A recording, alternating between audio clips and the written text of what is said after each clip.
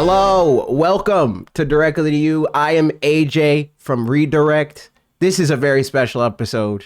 It's episode 21, by the way. Whoa. We're joined by two guests this time. This is a first for this iteration of the podcast. I'm here with Dusty Go-Goat, also of the Hidden Power podcast. All stuff, you can find it through the YouTube channel that's linked in the show notes and on the YouTube.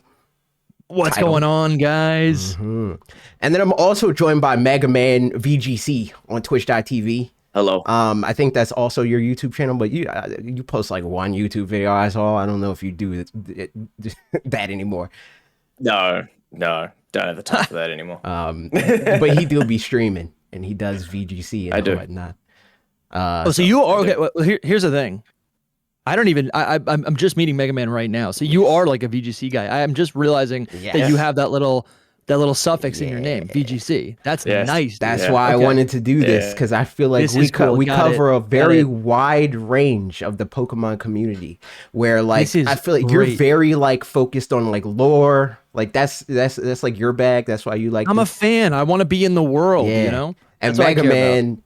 He's more so, which like I'm sure you care about the lore and the story and all that stuff, but you're very much so. I love lore, man. Like you're down for the VGC. You like competitive now, and that's my fault. Yes, I'm and in that being said, that being my fault, him like being in the VGC because of me. I'm like a little bit of both of y'all. It's like definitely. I like a little bit of everything with Pokemon, so I figured this would be a good 3 to get. Yeah, this is going to be a fun conversation. I wonder if Mega Man, if you and I have ever crossed paths on Twitter, specifically in relation to maybe some opinions I had about Pokemon Champions. So we can get into that later. But this is a Legends Z-A episode. Yeah, this is Legends Z-A. It's Legends Z-A, and how it affects Pokemon moving forward. But I do want to start with talking about the game itself. How are we feeling? Everybody's at a different point in their journey. I am done. Not done playing it, but I did most of the main game things, and I am on level 49. I am one level away from my shiny charm. I just got to do like 400 battles or something like that, and then I'll have my shiny charm. And I still feel like I could put 1,000 more hours into this video game. Dude, that is so sweet to hear. So, I'm at rank D. I've been hustling, trying to get as far as I can possibly get into this game. I am a little jealous of some of my other content creator friends who have just beaten the game. I need to just lock in. That's what I've been trying to do over the last 48 hours, just lock in to complete the game. But I've spent, I don't know, I feel like I've spent 30 hours just playing with the photo mode, catching Pokemon, doing a little bit of battling, but mostly just like vibing in the city. Like for me, like a lot of aspects of Pokemon games that I like really revolve around lifestyle, right? It's like anything that you could maybe attribute to like a cozy game. That's what I'm into when it comes to Pokemon games. And this game is like I love it, man. I feel like I'm literally in the world. That buzzword immersion gets thrown around. That's kind of that's like the beating heart of ZA for me currently. What about you, Mega Man? You don't let the internet hear you about immersion, man. Yeah, you're not allowed to do that. Like I think we're thereabouts at the same point, Dusty. Like, okay, cool. I think I'm like rank D. I just bit Mega Venusaur. Oh, nice. So I'm doing like that part of the story. Yeah. But I'm the same. Like I have spent so much time just like exploring and being in Lumios. Like as being in this, also said like you can make a city as big as you want to, and I think they've made it big enough that it feels great to explore, but not small enough that it feels empty. Yeah. That's something I was saying. It's like a Goldilocks zone where it's big enough where I'm still finding places and unlocking fast travel points at where I'm at in the game. And all at the same time, when I need to go do something, it's not like, I gotta go all the way over here. Like you can get places in a reasonable amount of time, but it doesn't feel too small, at least to me. I mean, that's like literally the world of ZA. Like that's a whole conversation. That's a whole 30-minute conversation in itself. Yes. I feel like AJ, you got to put me on some rails right now because I'm ready to go off. I still want to specifically talk about like our experience with the game right now, and then we'll transition from there at when it feels natural to do so. Love it. But yeah, as far as like playing through the game, I am similar with you guys. But what I did try to focus on trying to complete the game, because usually when I play through a Pokemon game, since becoming, a YouTuber and later streamer, my goal the first weekend is like, I want to get through the base game. That's what I want to do so that I can have my opinions and I don't rush it. I just block out my weekend. That's what I do. I block out my weekend. This is what I'm doing. This is my work week, is this 3-day span. But with this, it was a little different because I got it on Wednesday. Because of Mega Man. I got it on Wednesday. I started playing at 7 a.m. on Wednesday, and that let me put in a lot more time than I usually would be able to between when the game comes out and that first Monday, where I'm like, all right, now I got to think about scripts and thumbnails and titles and stuff like that. So I've been able to like really like marinate on what this game is and what it means to me. So like, I still had the time to do those things and like, just absorb the world and all that good stuff. But also part of that for me outside of content was like, well, I want to get the footage of my my main playthrough, but I want to do the like side quests and stuff like that. It's like a handheld game, like just chilling, listening to podcasts, like hanging out with my friends, my family, whatever, and just do that in the background as like a passive thing. So I like intentionally saved a lot of that for once I was done with the like, I gotta play the game, always thinking about the game, needing to play the game. So I could just, when I feel like playing for a couple minutes, I got something to do that feels substantial and meaningful. It's not just like trying to make up things to do in the game, which luckily. No. There's no making up things to do in this game. Right. I feel like exactly. That's what I was going to say.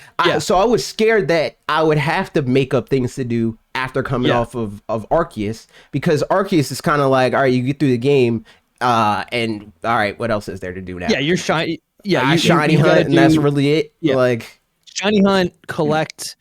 I guess. Listen, I know where you stand on Arceus. I do think there's a lot of really fun things to do in Arceus, and because I haven't beaten the Z-A yet, I am curious to see if there really is a collectathon when it comes to like new legendary Pokemon or maybe megas, or like I don't totally know if that's gonna be something that I can if that's an aspect of Z-A yet. The commenters will know. They're gonna say, wow, Dusty doesn't know. He's an idiot. He doesn't know. I don't want to say. Dude, I think the only comments that I'm honestly seeing under every single video and piece of content that I put out is it's either people saying this game exceeded my expectations and I'm stoked and I'm having so much fun and I'm addicted, or it's people leaving literal bot comments, from the perspective of never actually having played Z-A. Right. And then maybe that's a little dismissive. Maybe there's a couple of people who are like, I'm enjoying the game, but $70 is pretty steep. Like, that's understandable as well. But my point is, if you get your hands on this video game, and you in any way, if you enjoy Christmas movies, right? If you enjoy any sort of whimsy in any other aspect of your life, and you pick up Legends Z-A, I think it's going to be an experience that's just going to wash over you, right? This is like Pokemon Go. This is like the memory. You guys were talking off air, about nostalgia and how that's horrible, but there's something special to that, right? It's like, anyways, I just feel like if you're a fan of Pokemon and you pick up Z-A, you're absolutely going to just like, again, it's the immersion, man. I don't know. There's like things to do. This game is constantly putting it in your face that you should just stop and enjoy whatever's going on around you, right? That, which is kind of in contrary to like most other video games, which is like, go do this, go do this, go do this. Like again, I feel like I stop and have a latte with my bay leaf, and all of a sudden 10, 15 minutes go by because I'm just taking pictures. Focus. You're back. You're good. I think. Yeah. Did you do you want me to go back and repeat anything? No, you're good. You're fine. I was just letting you know you're in case we needed to fix it so that we don't have to do that. Yeah. So I guess what I'm saying is like there's just like beyond. Again, I haven't completed the plot of the game, right? But I've put in so many hours into this game doing the little things that I enjoy the most about Pokemon games that I think a lot of other people either overlook, think aspects of these games that have always been there, but maybe it's like hard to appreciate it because the game runs horribly or looks horrible. I'm thinking about Scarlet and Violet. Or they're just things that maybe Game Freak themselves have kind of, underbaked, right? In this pursuit of like making, I feel like every Pokemon game is trying to do everything at once. And this game is really just interested in like putting you in the driver's seat of this Pokemon adventure, right? I actually here's feel the like thing. Here's the thing. Yeah. I disagree with you there. I think this game is trying to do everything, and that's why it's great. This game genuinely is the best example that I can think of every single element of a Pokemon game. It has easily a top 2 story, easily, if not by far the best one. I don't know yet. If not the best one. It has the shiny hunting. It has the regular collectathon aspect, and it has the competitive. It has because the thing about mainline games and why I'm so like to dive deeper into why I'm down on that game is because the competitive aspect of Pokemon is justifying or not justifying because it's not a thing that like is mandatory. You don't need to prove it. Yeah, it's not something that you have to do, but you have the option. I think justifying actually works. I just didn't want to put it in a way where it's like if you're not playing VGC or whatever, you're not playing Pokemon, right? Because that's not what I mean. But it gives you more to do with the team that you grew with. It's like, oh, okay, here's your time with this team, and now this tests that relationship. This gives you more to do to test the thing. Whereas like in Arceus is kind of like, all right, you played through this game, you did the story, and now just like catch more Pokemon, I guess. I don't know. Yeah. But in this game, it's like you don't even need your team in order to capture the Pokemon. Right. And in this game you do. Right. So they're not really. I think you do. Not really. Oh, maybe later. I don't know. I feel like I'm constantly having to whittle the health down. I won't elaborate, but I've caught plenty of Pokemon without attacking them a single time. I'll just say that. I have to. But I think, anyways, yeah. I just think I like what you're saying. I am struggling to catch a Delibird right now. For the life of me. I can put it to 0. It's got the stars ringing around it, and I still can't catch it. I'm like, why? Are you getting the canary? Are you getting the canary plush things?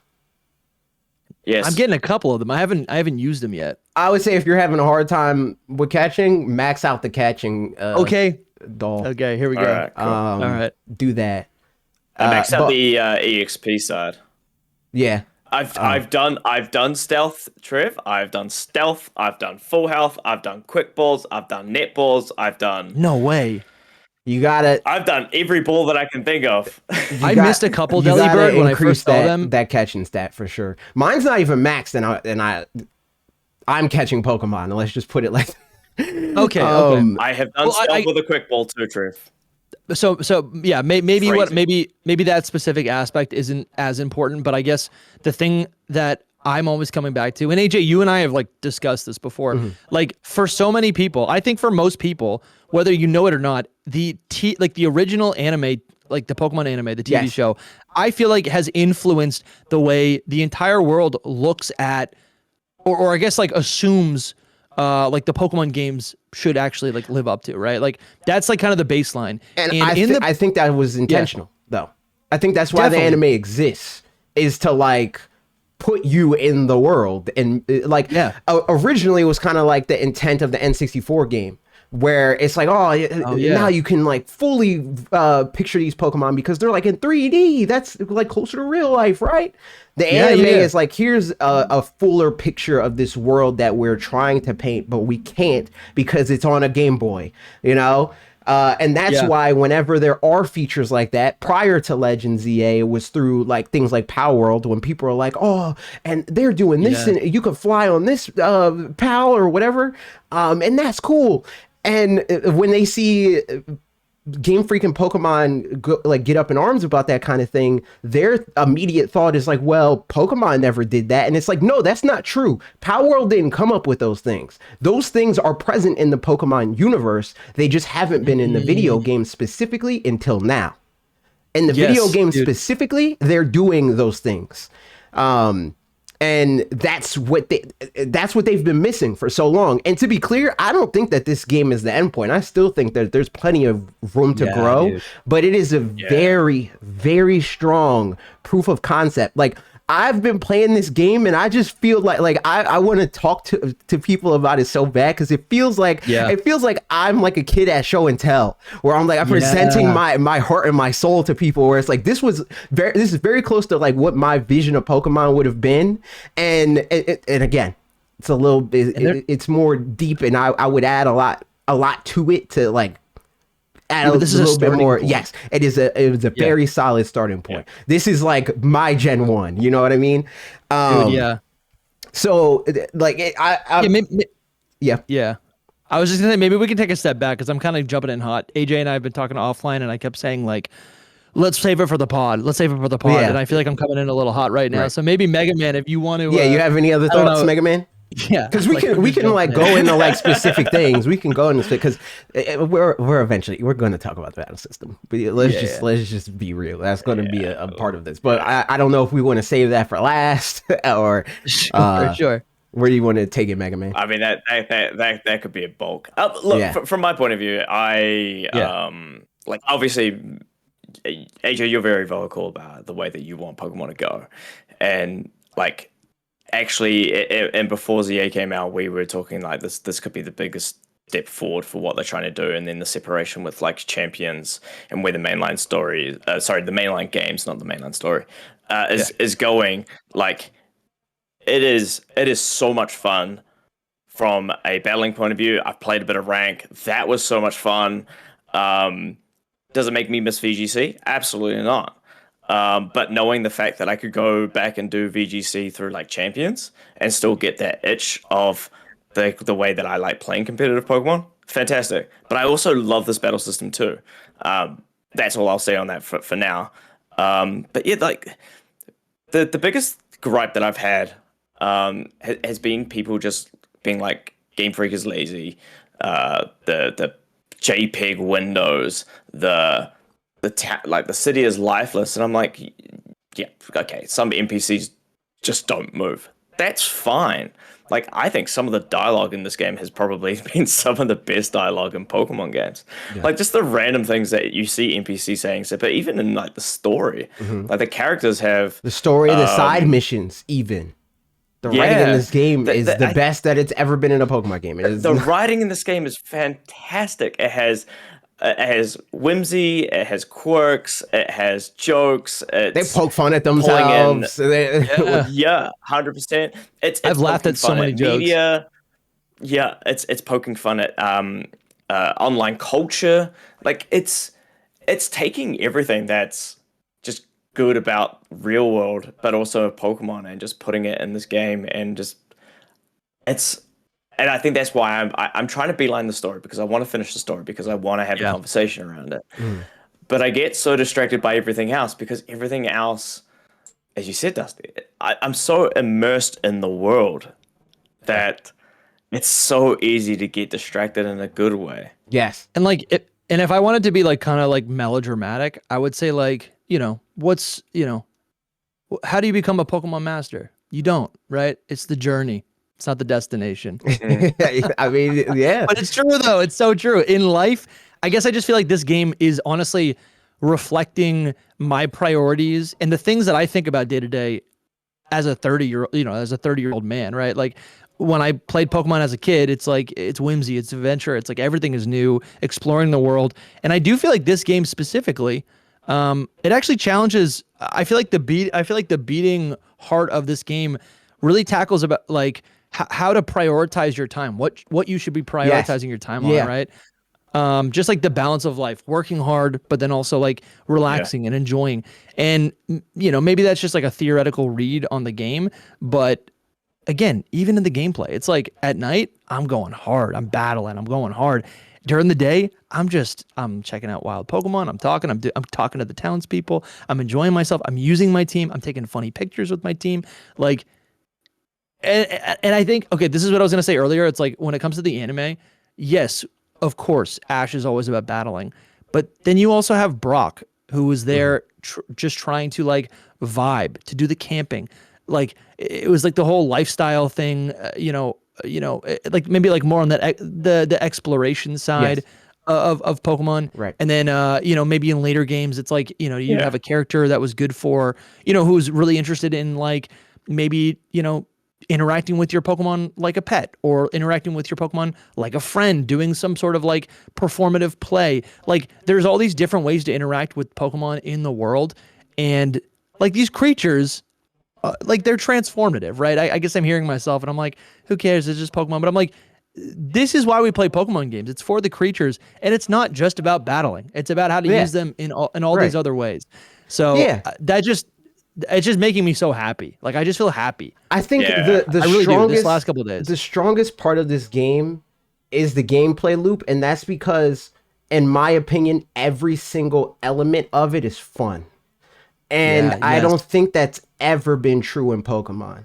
Even if you like different things, I would challenge anybody to find somebody that loves every aspect of Pokemon. If you're a hardcore VGC fan, you probably don't care that much about the campaign. Yeah. That's just broadly true. You probably don't get that deep in the shiny hunting. You probably, there's so many things that individual people like doing, and like that's how they enjoy their time with the game. And that has allowed for the games to not make any one part of that particularly fun because there's people that, different strokes for different folks. So different people will enjoy things even if they're not the best that they could possibly be. Yeah. I think this game makes so much more of an effort to make everything as good as it can possibly be. It is so intentional about improving the minute to minute of battling, and it's so intentional and considerate of how it handles shiny hunting and how it balances the way that catching works in Arceus, where like in that game, the core of like finishing, even like getting through the base of it, like seeing the complete on the game, not even the like like perfecting 100%ing kind of thing, but like rolling credits type beat. You need to like catch X amount of Pokemon, X amount of instances of insert Pokemon. But in this game, you don't got to do it. You just vibe. You can literally beat the game and not have to do anything that you wouldn't naturally do in a game like this. And I think that is a huge strength of it. It gives you so many options, and it doesn't force you to do any of it because it's confident that you want to do all of it. Like that's how the game, and like I find myself the way that I described it when I was talking about this on Discord, I don't even know with who or when, but in Pokemon games and just a lot of games in general, this was something that also came to mind with Donkey Kong when compared to games of that ilk, where there's this moment.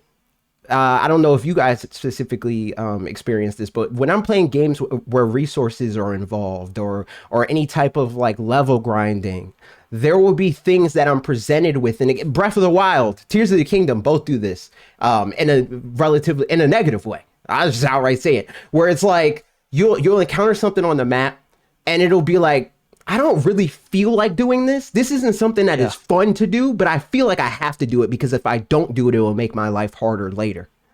In this game, I'll be met with those things where I know like, oh, this will be useful later. And I'm down to do it because I'm having fun doing it. When I got all of the screws that I got because I saw the purple light and I was like, oh, another platforming thing. I wonder what this puzzle is going to be. I didn't expect this game to be a good puzzle platformer. Who would have guessed that? Who would have been like, days ago? And I hear you in my mind every time there's like a little puzzle that like is so simple, but it's like fun to try to traverse. Yeah. To get whatever that prize is. I'm like, am I playing Mario right now? It's fun. Yes. And like, who would have thought a game without a jump button would be a great platform? Exactly. And that's like that's crazy to think. I was talking to Nate because Nate was like, "Oh, the jump." Oh no. Who was I talking to about this? I was talking to somebody on Discord. I'm talking to a lot of people about this video game. And they're like, AJ has a lot of friends. "Oh, it was Ben. So Ben saw the jump and he was like, "Oh, so this is like Zelda. Like this game will be better without a jump button." And I was like, "No, let me cook."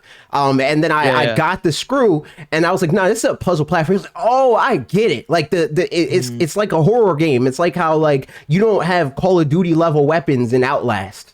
And the game wouldn't have friction. It wouldn't be the game that it's designed to be if you could just mow down all of the enemies.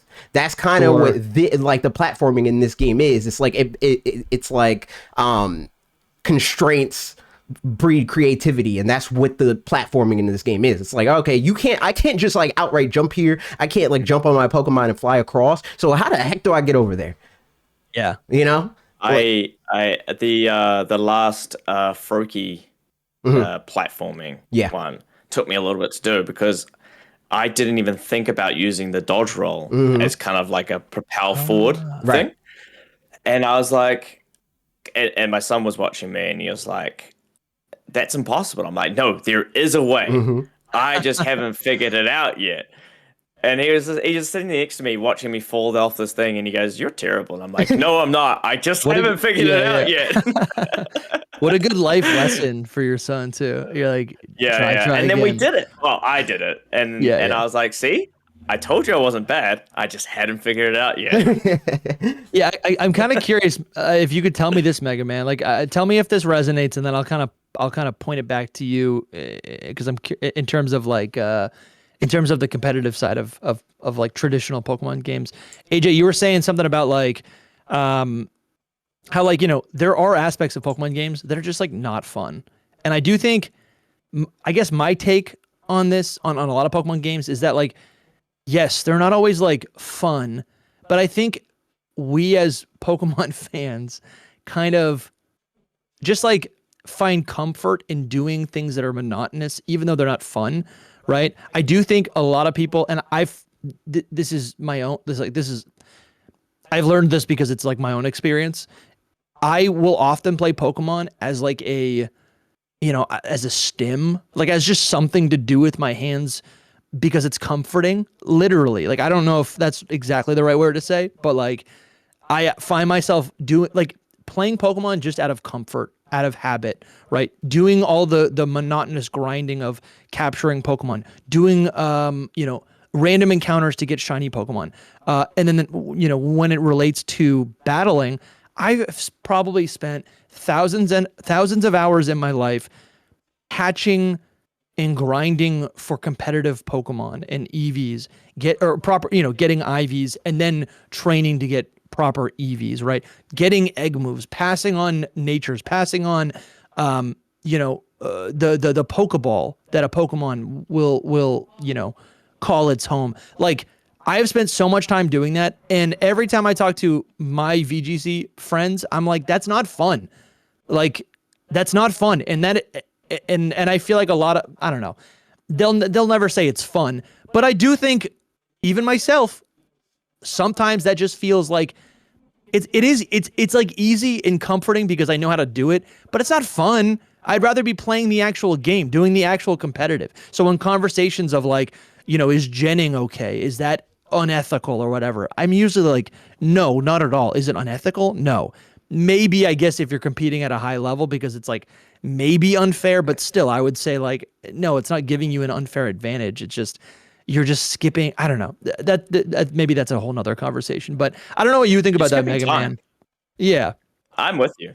Like, it is not fun. It's not fun. It's not. Unless I'm playing like a proper competition, which, I mean, being in New Zealand, I can't.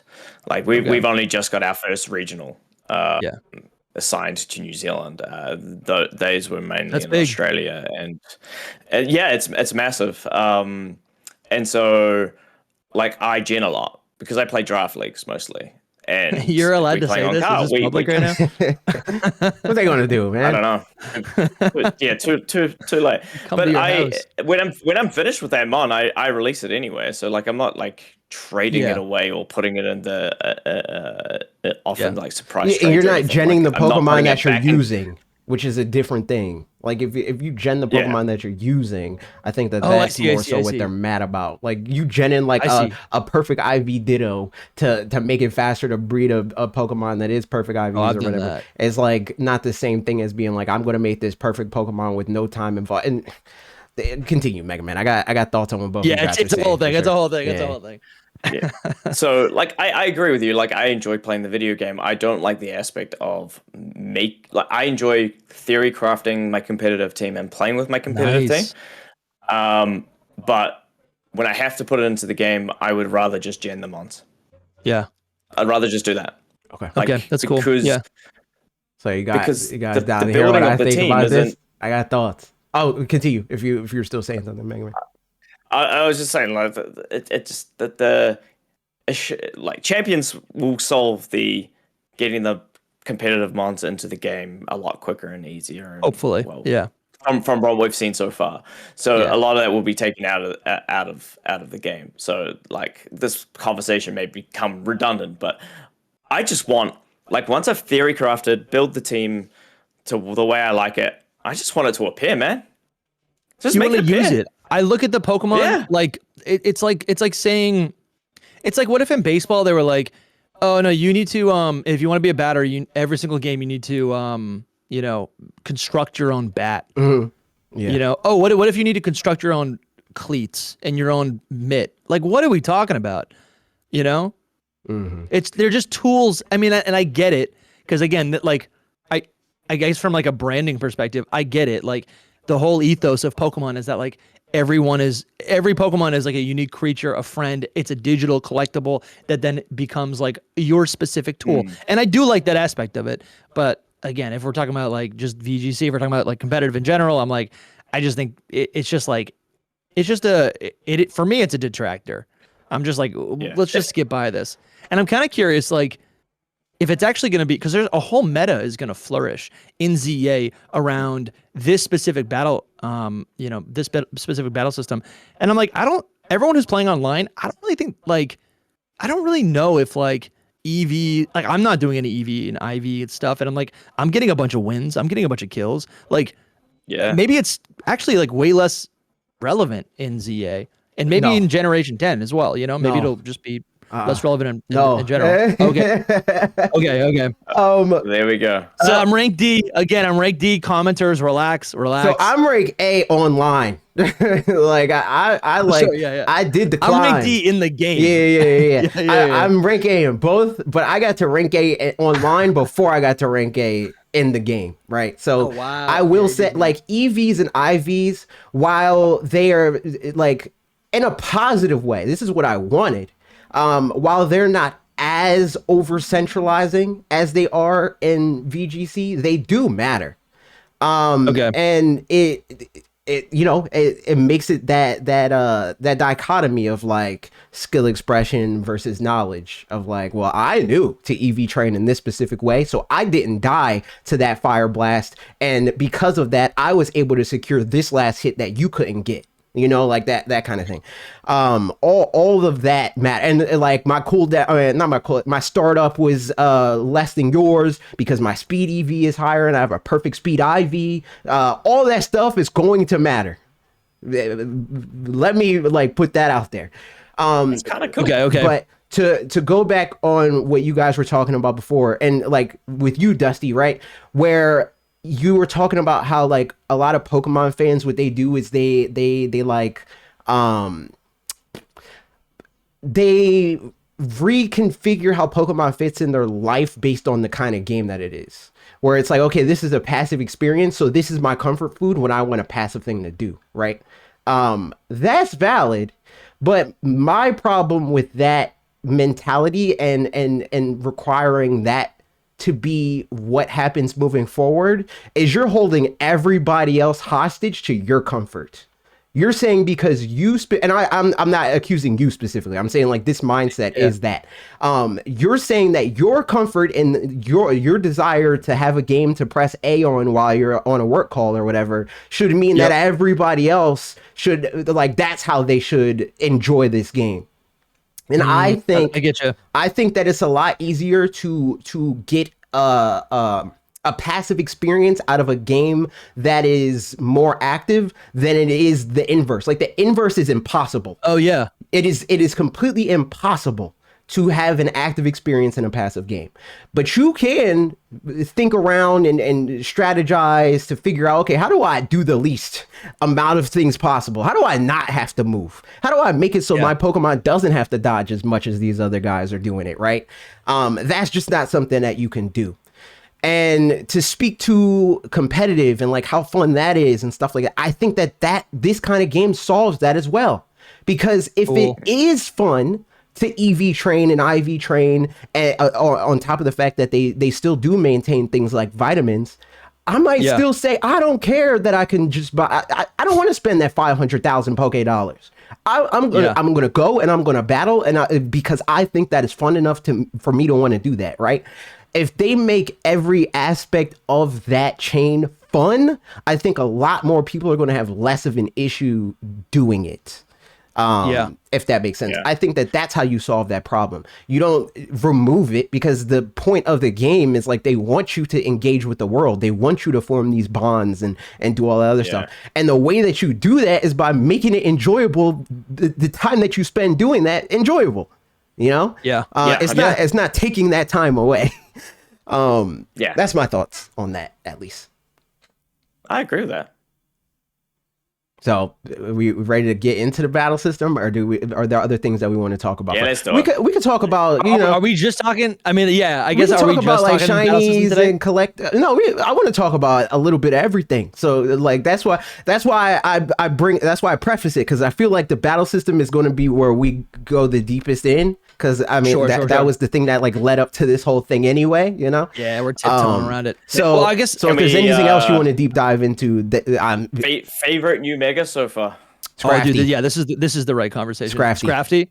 Yeah. Nice, dude. Yes, that's big. Scrafty is very close to my heart. For one, I just love that Pokemon. It's it's from the region that I would be able to most consider my favorite region. I don't really. I'm bad at favorites. I think that favorites, at least the way I think about them, it's a very, and I don't mean this in a negative way. It's not accusatory. It's not me taking shots. I think that having favorites is a very like childlike thing. And I stopped forming favorites in the same way that I would. Where it's like, when I'm a kid, I'm like, yeah, I like blue because I like blue. You know? No, I get I like Charizard because he's cool, and that's cool. You know? But as an adult, I don't really think about things. I don't put things in buckets like that. It's like, I like this for this reason, and I like this for this reason. So it's hard for me to say, like, this is my favorite thing because I like them differently. That's interesting. I never thought of it like that, but you're right. Like, when you pick a favorite, it's really, like, especially as a kid, it's like, that's one of your only ways to like self-identify. You know, you're like, listen, I like Charizard. That's the kind of person I am. Yeah, he just looks these are cool. my values. That's it. Charizard. He looks cool. And Fire Dragon. Right. Yeah. Exactly. And there, there's other elements to it, like in my personal life, about like that I don't really want to go deep into. But it goes. It's a little deeper than that for me. Something I was gonna say is like last night I was playing I guess it was the main quest. Before you do that, what just answer Mega Man's question real quick. Question. What is your favorite? Sorry, based on what I've seen, I'm having a blast with Meganium. It is so powerful. I feel like I don't know, maybe all the starters feel powerful, but I'm like, I'm cooking. Like, it's the best thing. It's so good. I like a lot of grass types. I've always liked Bayleaf. And Meganium was always kind of just like it just seemed a little underbaked, but the Mega is like, I believe what it just should look like in base form. I'm having a blast with that. I also think Drampa feel like it's like a little, AJ's having a lot of moments where he feels like Game Freak is like personally like listening to him. Drampa for me is that. I've been a big Drampa fan, and it's just kind of like it became a random Pokemon that like just is overlooked, and I'm so glad it's getting not only just like a cool new form, but there's like not even lore implications. I just think the design is like really, really creative and encapsulates everything that Drampa is. It's so cool. That's the one for me. Drampa's awesome. Yeah. What about you, Mega Mega Drampa? Man? When I first saw that, I lost the plot. I was like, this is and it was sick. shocking. It was so early. Yeah. I agree with all of you so far. Like, Mega Scrafty's fantastic. I just saw that last night with the whole white and the hood and the hands in the pants. Like, it's just dude. Chef's kiss. That was great. No, that's good. Yeah, Mega Drampa. I lost the plot when I saw that. The one that surprised me the most, I think, was Mega Feelings. Oh yeah, that's a good one. Big fan. Dude, hilarious. The only one I don't like is, are you at this part? I think you saw this barbarical. That brother. Yeah, that's Nightmare Fuel. I hate him. All the other ones, like even the ones that I'm like, Mega Starmie is like kind of ugly, but I think it's funny. Yeah. So like I still like it. but Barbarical's just no. Like if I could take any of them out, it would be that one.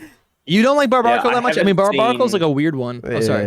It's ugly. I haven't seen Mega Starmie in the game yet, so I've only seen still images of it, and you can make anything look bad with a still image. Like seeing Mega Dragonite in the game versus like still images of it, I think it looks better than some of the still. Don't get images. me wrong. I still think Mega Starmie doesn't look good, but I think the concept is funny, so I like it. Yeah. Someone, I want to give a shout to it's the YouTuber Hoodlum Callum. He had a wicked sick take on Mega Starmie. He just put up like a quick video on Twitter of just like him in his car, and he was like, everyone's hating on Starmie, but Starmie's whole thing is that it's like an alien invader. It's like it's like this creature, this like amorphous creature that's trying to all of its dex entries say that it's trying to like get back to its like fleet or whatever, right? Like it's trying, and then and he was like, it's an alien. It's trying to be an alien in disguise. So it's like disguising itself as a human, which is, and I thought that was the coolest take. I had never heard that. That's super fun. I was living for that. Right. That's given me a newfound appreciation for it, actually. So because it is so weird, but you're like, okay, I can kind of see that. That happens also a lot based on with Pokemon designs for me, honestly. There used to be the National Dex. I don't know if either one of you ever saw that YouTube series. Maybe. That was like their whole thing was basically being like, yo, this Pokemon that we're talking about this week is this one, and here's all the background for it and why you should like it. Why, like the premise of it is like, here's the case for why this Pokemon is somebody's favorite Pokemon, essentially. And I need to find that series. I think there's a lot of they don't do it anymore. But I think the channel's still up, so you should still be able to. There was like 200 episodes or something like that. So my friend Loxton, he makes these like banger videos. He does very similar things. Like 30-minute deep dives on like the origins, and a lot of it's like also just things that he's like making connections of. Like I feel like some of it's like creative liberties where he's like, well, these things in my research are kind of related, so this could have been an inspiration point. Yeah, but yeah, it's really cool to just kind of like sit and appreciate every single design, because obviously real people make the designs, you know? I guess to bring us back on our conversation, like I feel like something that I've been appreciating about the megas is how they are all incorporated, obviously, I mean, into the story. They're gradually revealed. But I also like that they're kind of like tucking the new designs with the older designs, because I've had a couple of people tell me that like, you know, people who weren't super familiar with the existing megas, they would tell me like, oh, I thought Bennett was new or something, right?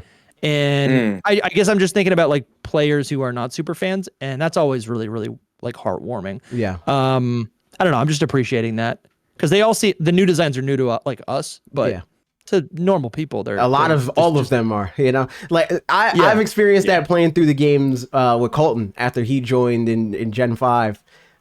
Where like so many Pokemon are like, what? I never saw that one before. You know, it's like it's very interesting watching that experience. Yeah, it's always super fun. Yeah, dude, the Megas are cool. my experience with Megas is very limited, because I didn't really. So just to give you a little bit of background, Dusty, I picked back up Pokemon back when Let's Go Pikachu and Eevee came out, and I hadn't played through Gen 4, 5, 6, and 7 at that point. So I went back and played through them all. That's like most of the Pokemon. That's like half the Pokemon. Yeah. So when did Let's Go come out? 2018. 17? 18. Yeah, 2017. 18? 2018. Yeah. So like I played through X and Y, and like it was a fine experience. I felt like I rushed it, and I didn't really play a lot with the megas. Yeah. So this game is really my first play with megas and actually having a go of them. So I also have to double check myself what is actually an old mega and a new mega as well. I think that's another strength of this game. This game makes megas matter. Whereas they in the campaign they didn't matter at all. It's like they're like compulsory if you play them with other people. That's what I mean. Like they don't matter because they're unnecessary. It was when I was playing through X and Y as a kid and also recently. It's kind of just I treat it like Super Saiyan. It's like, oh, you're going your next form. I'll go my next form. Flex. Like exactly.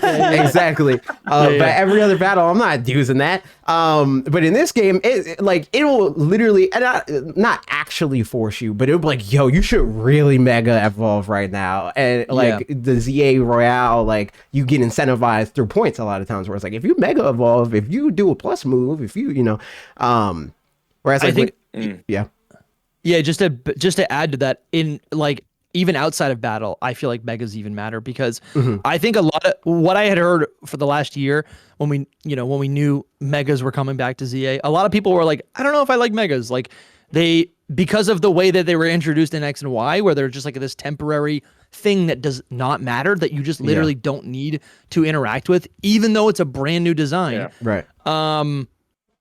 Like a lot of people were like, I don't know if I even want megas. Just give us more regional forms. Give us new evolutions. Give us paradox Pokemon. Like people were just saying like, I don't need megas. And what's cool in this game, because you can even take pictures with your megas in the overworld, and it's so much more necessary, of course, in battle to mega evolve. I feel like more than anything, these megas actually feel like a fourth evolution. They, to me, don't feel like a gimmick. Like to me, my Mega Meganium is just the natural evolution of Meganium. So to me, it's like having two different Pokemon on my team. Yeah, you know, it's like using a super in a fighting game. That's what it is. It's like I want to take your health bar down, so I'm going to go and up it. But I'm saying like even with the design, like even the design as a character, as a creature, like even the Mega Meganium feels like my Pikachu, right? Where I never had that connection with any of the megas because they were just temporary. I never tried this. Can you go to the cafe when they're mega? Like you could, like I'm sure you can go there. Let me try right now. Are they? I'll try that right now. Okay. While you're doing that's that, cool. I'll continue. I hadn't thought about that. I'll say I agree with you. That was like the first thing when I got Mega Scratch, because like for me, I don't, like I care about. We talk about this all the time. I don't look at leaks. For me, the like knowing and seeing the thing in the video game. Like that moment is worth so much to me that I don't want to know. I don't even want, like, even if like the design isn't there or if there's like plausible deniabilities, like I want to be like, what, that Pokemon got a mega? Like that was when I'm battling the different like notable characters in this game. I'm like, all right, which one of their Pokemon's a mega? And the lead up to the game, I was like guessing like, oh, this Pokemon's going to get a mega because that guy has it. And that's what I did with Scrafty. I was like, Scrafty's getting a mega. And I'm sure you heard me say that a few times. Yeah, that's what I thought. Mega Arbok. Yeah, and they juked me. I was like, oh damn, okay, fair enough. They all bait and switch. The Arbok came out. I was like, wait, you still got one more mon. Yeah. That was a good moment.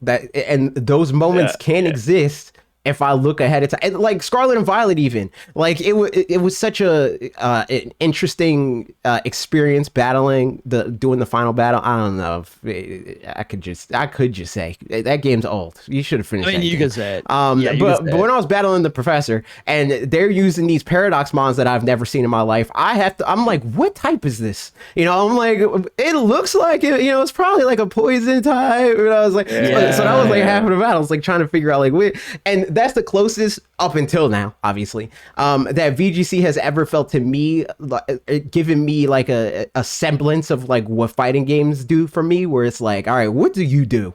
Like, what are your tools? I need to suss this out and figure out what's happening.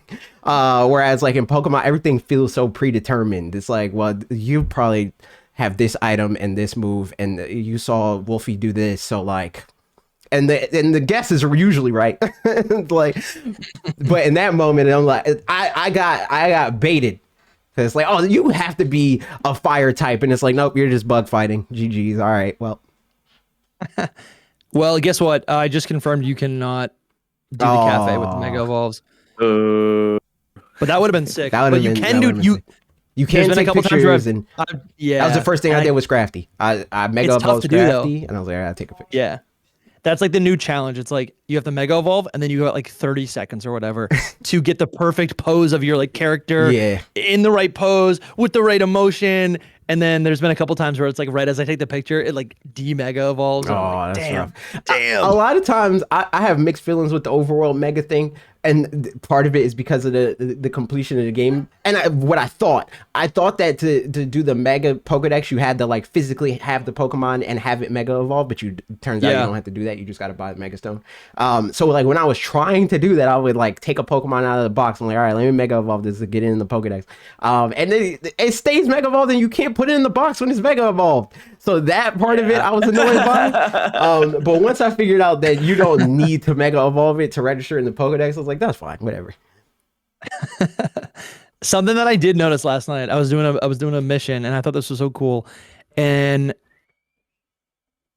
it was okay. The thought process was just like, there's a joke at the end of this. I'll just preface, but the thing that I keep noticing that is so cool, right? Outside of, okay, there's just so many things in the overworld outside of battle where in a normal Pokemon game you would have to, if you need to do the side quest, like. If they're like, we need a Pokemon, or I need a Pokemon with a certain attack, right? You need to just have the Pokemon with that, whatever it is, that status. You talk to the person and it gets taken care of. In this game, what I've noticed, which has been, it's so simple, but I love it so much. The system that you interact with the Pokemon in the world in battles is even present in the just non-battles, right? Just in the city. So if someone says, I need a Pokemon with Thunderbolt, you don't need to just have the Pokemon. You need to literally tell your Pokemon to use Thunderbolt. Yes. I told my Ice Cream Pokemon to use Ice Beam on the fountain. It froze the fountain. Yes. Or there's like boulders. Or there's like I have to melt the ice to create a bridge. It's insane, dude. And I love this so much. And it was funny. I was on stream and I was like, this is crazy. What if they do this with other Pokemon games? And then and my buddy was like, oh, you're just describing like a Pokemon game that is an action game. Yes, and I'm like, as it should be. Of course. Yeah. Of course. It's almost so like stupid. I've been saying that for years and years and years and years. But I only play Pokemon games. but yeah, that's what it is. It's like, it's so sick. And this is why, like, to me, it's like, this is the best Pokemon game that has ever happened. It can only get better from this if they continue on this trend. Because it's like, yeah, that's very cool to do, to be like, oh, I'm gonna break this rock, and they do kind of a bait and switch where it's like the first time that like they tell you could break the rock is by giving you Rock Smash. So it's like, oh, okay, so kind of HM kind of things. I was like, no, you could do it with any fighting move, and turns out you could do it with like huge. Earthquake, you know, like which is weird. I don't know how that works because you can't do it with Bulldoze, but you could do it with Earthquake. So maybe it's a base power thing with other types. I don't do it with like Dragon Rush. Yeah, I think it might be. So maybe it's a base power thing if it's not a fighting type attack.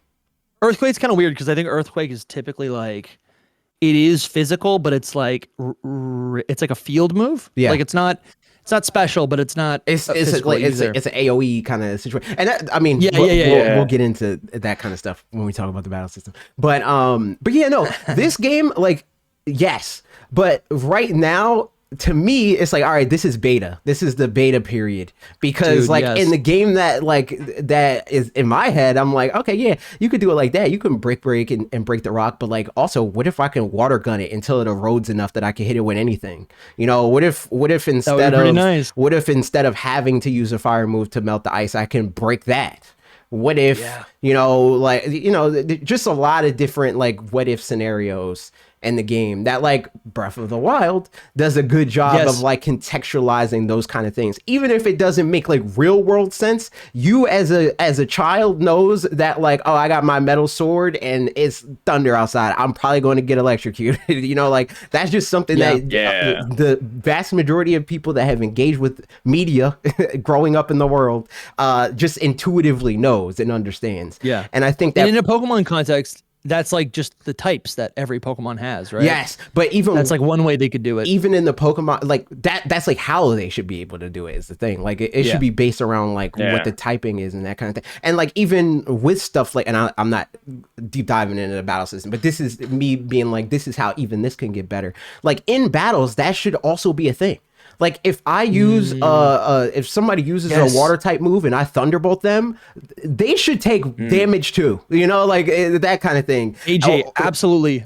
And just to add to this, like again, on the idea that like these Pokemon games are like a good Pokemon, like on the idea of a good Pokemon game fulfilling the promise or the vision of like what the anime established, I do think what this and game not even just the anime, the manga, the films, everything but the video games. But yeah.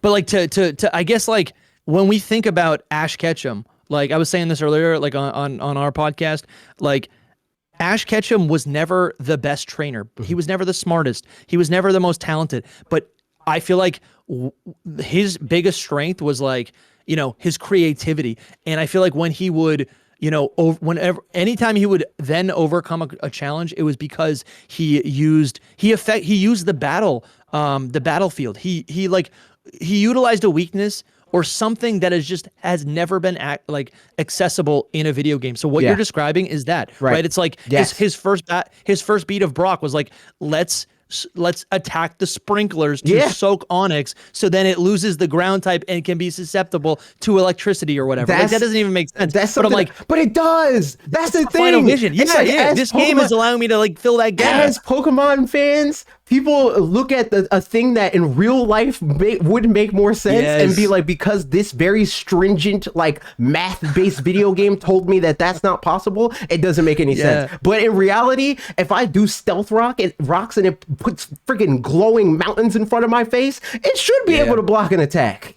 But because again, this limited math-based thing says, well, that only does this, then it doesn't. So it's funny you bring up math, because again, I think this maybe this is the segue, right? Like I do think I still have one more thing that I do want to talk about. But so but like I feel like there are so many existing Pokemon fans from the last 20 years or whatever, 15 years, who play VGC, who play competitive. Like I was one of these people in college, who I played appreciated it too. Again, that's why Mega Man likes it. It's because me. It's like we appreciate like the way we interact with these Pokemon games is kind of, we call it like a chess game, right? It is math. It is like it's just like that's a certain play style. But so here's the thing. That's so different. It's so different. But it's not. That's why I say this game, like the tagline to this game is like, this game is everything. Like it just is, because math matters in this game too. And my problem isn't that the VGC is math. I think math is involved in everything. Math is involved in Breath of the Wild. Damn. The thing is like, there is. Pokemon is not more strategic. Traditional Pokemon is not more strategic or mathematical or anything like that. It's less, because all of these other games also have to engage with that, but they also have to engage with other elements of it. And we'll get back to that. It sounds like I'm segueing into the battle system. I am not. I have one more thing that I want to talk about. And we're just edging the audience. Yes, we want to talk about it. And so here's the thing. So we talked about the anime thing. But so another aspect of it that I think that's crazy. Another thing that this game fulfills that whole like anime vision, and I think that again it's like a beta version of this in my head, of like this could be so much more and so much more engaging and bring about better stories that people share and that are individualized. Could we talk about maybe maybe just like a brief segment for Gen 10 speculation? Like if we'll do that after the battle system. We'll do it after Okay, that. let's do it. All right. But I just want to say, like, the side missions bring it closer to that idea of like. So remember, Dusty, I'm sure I brought this up to you because it's part of why I don't like Legends Arceus. And to be clear, this also exists in this game. Everything that I don't like about this game, it's because it's a quote unquote Legends game, and that's a Legends trope, you know. Like alphas, when I first saw them, I was like, that's such a cool thing. But since every Pokemon can be an alpha and it's so common to a point where you can cycle through, like, I know that one's going to be a Mega Salamence and it's always going to spawn right there like that every single time. That Pokemon's not individual. Like, to me, when I caught my Alpha Baniri and Legends Arceus, initially I was like, that's so sick. Nobody else sees this. And that, you know, everybody can see it and it's very easy. In the anime, you know, it's like they have moments where it's like nobody has Ash's firefighting Squirtle. Nobody else has that. You know, like nobody else has Ash's small shiny. Now that's this specifically is possible, but small shiny Noctowl. You know, like there's so many like individualized quirks to the Pokemon in the anime that isn't realized in these games until sort of now. But again, it's in everybody's game because it's through the side missions. But if you like play the side missions as you're playing the game, you can have similar stories where it's like, oh, I got this Chespin and it's on my team because, like, I don't know, he was being crazy and attacking stuff. He just wanted to fight. So like I fought him and now he's part of my team.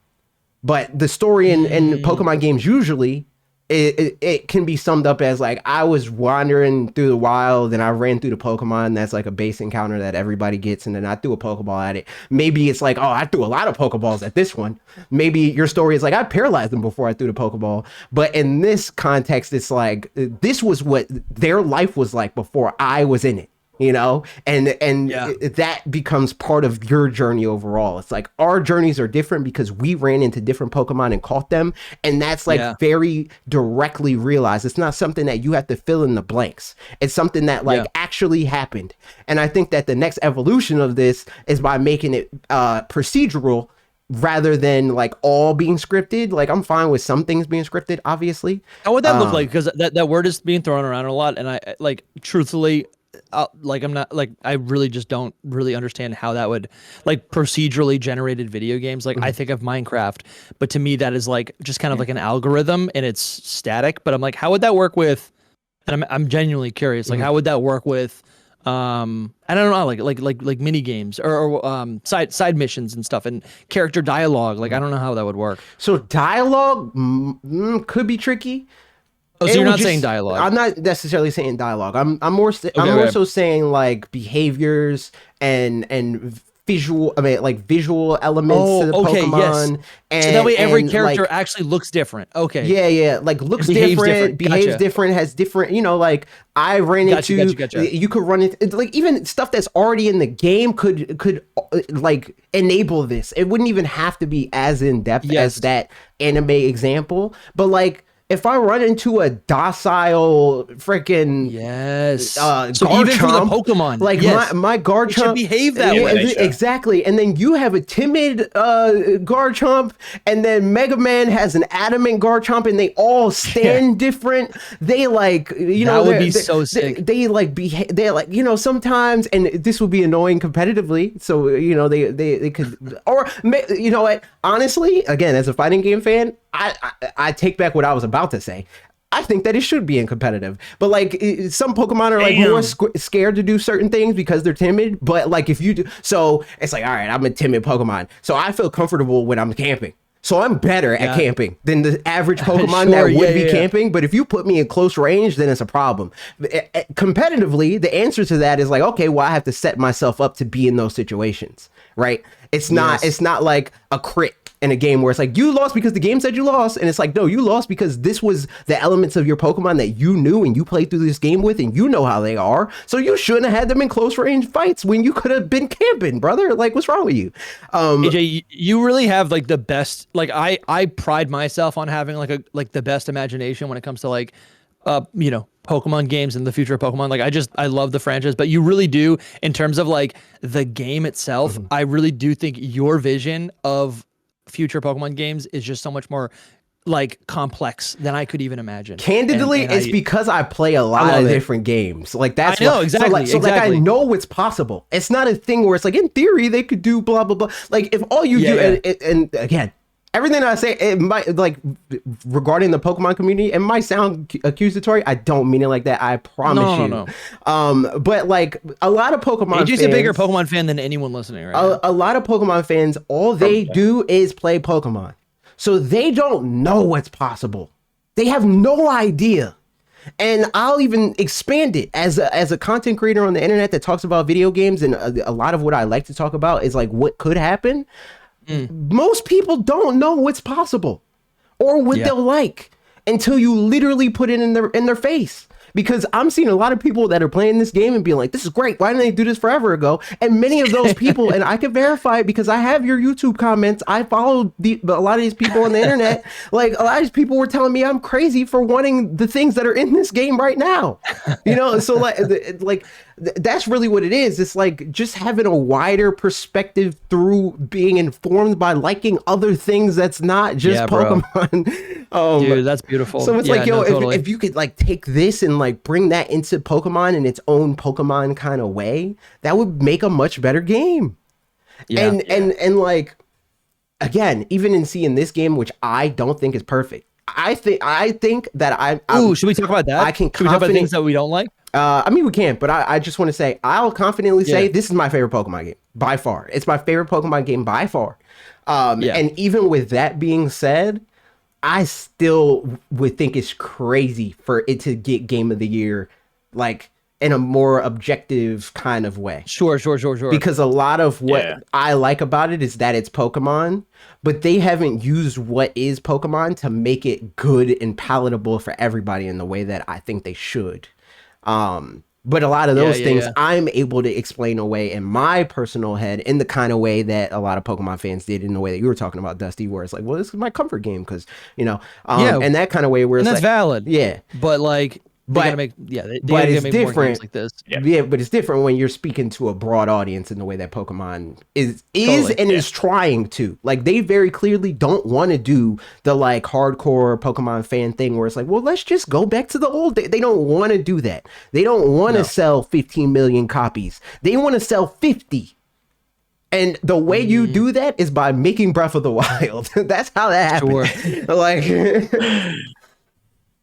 but yeah, we can talk about things we don't like now. I'm just kind of curious because I haven't even like finished I haven't finished the game, so I'm like, I feel like I don't have the full perspective in terms of like what I don't like.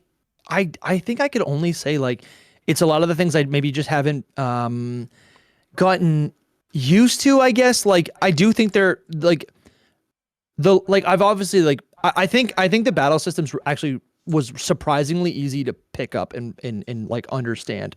I thought there was going to be a bigger learning curve with that. I do think there's it's easy to pick up, but it's like difficult to master. I definitely am starting to realize that's like a case. So I don't dislike, that's nothing I dislike. I think the only,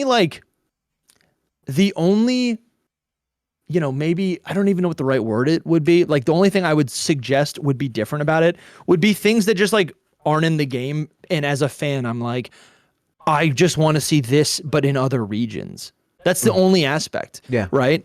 And I think that is a lot of the discourse where you're like, why is there not a volcano? Why is there not like an island that I can go to? Why is there not a jungle? Why is there not, you know what I'm saying? Like, that's like a lot of the, or why is there not ride Pokemon? But in terms of like this singular experience, I agree, dude. I think this is like the most fun, maybe more so. Yeah, dude, absolutely more so than Legends Arceus, because it honestly, AJ, like I push back a lot, but I'm like, when I do, you're right. When I go back to Arceus, the campaign is great, but there's nothing to do really in the post game. Like the vibes are great, but it's just like this experience kind of ends, right? Yeah. Again, my favorite parts of Arceus were like when I would crouch and just take pictures with my team. Right. But this game has got to beat, you know? Because it does that and more. And that's why so I agree with you. And that's the first thing that I mean that we could talk about that I don't like about Legends Z-A. And again, it's owed to the fact that it's a Legends game. It's because they're doing the trade-off of like, all right, well, in scope, this game is much smaller, and that's because we want to be able to like focus more deeply on things that we're trying that are new.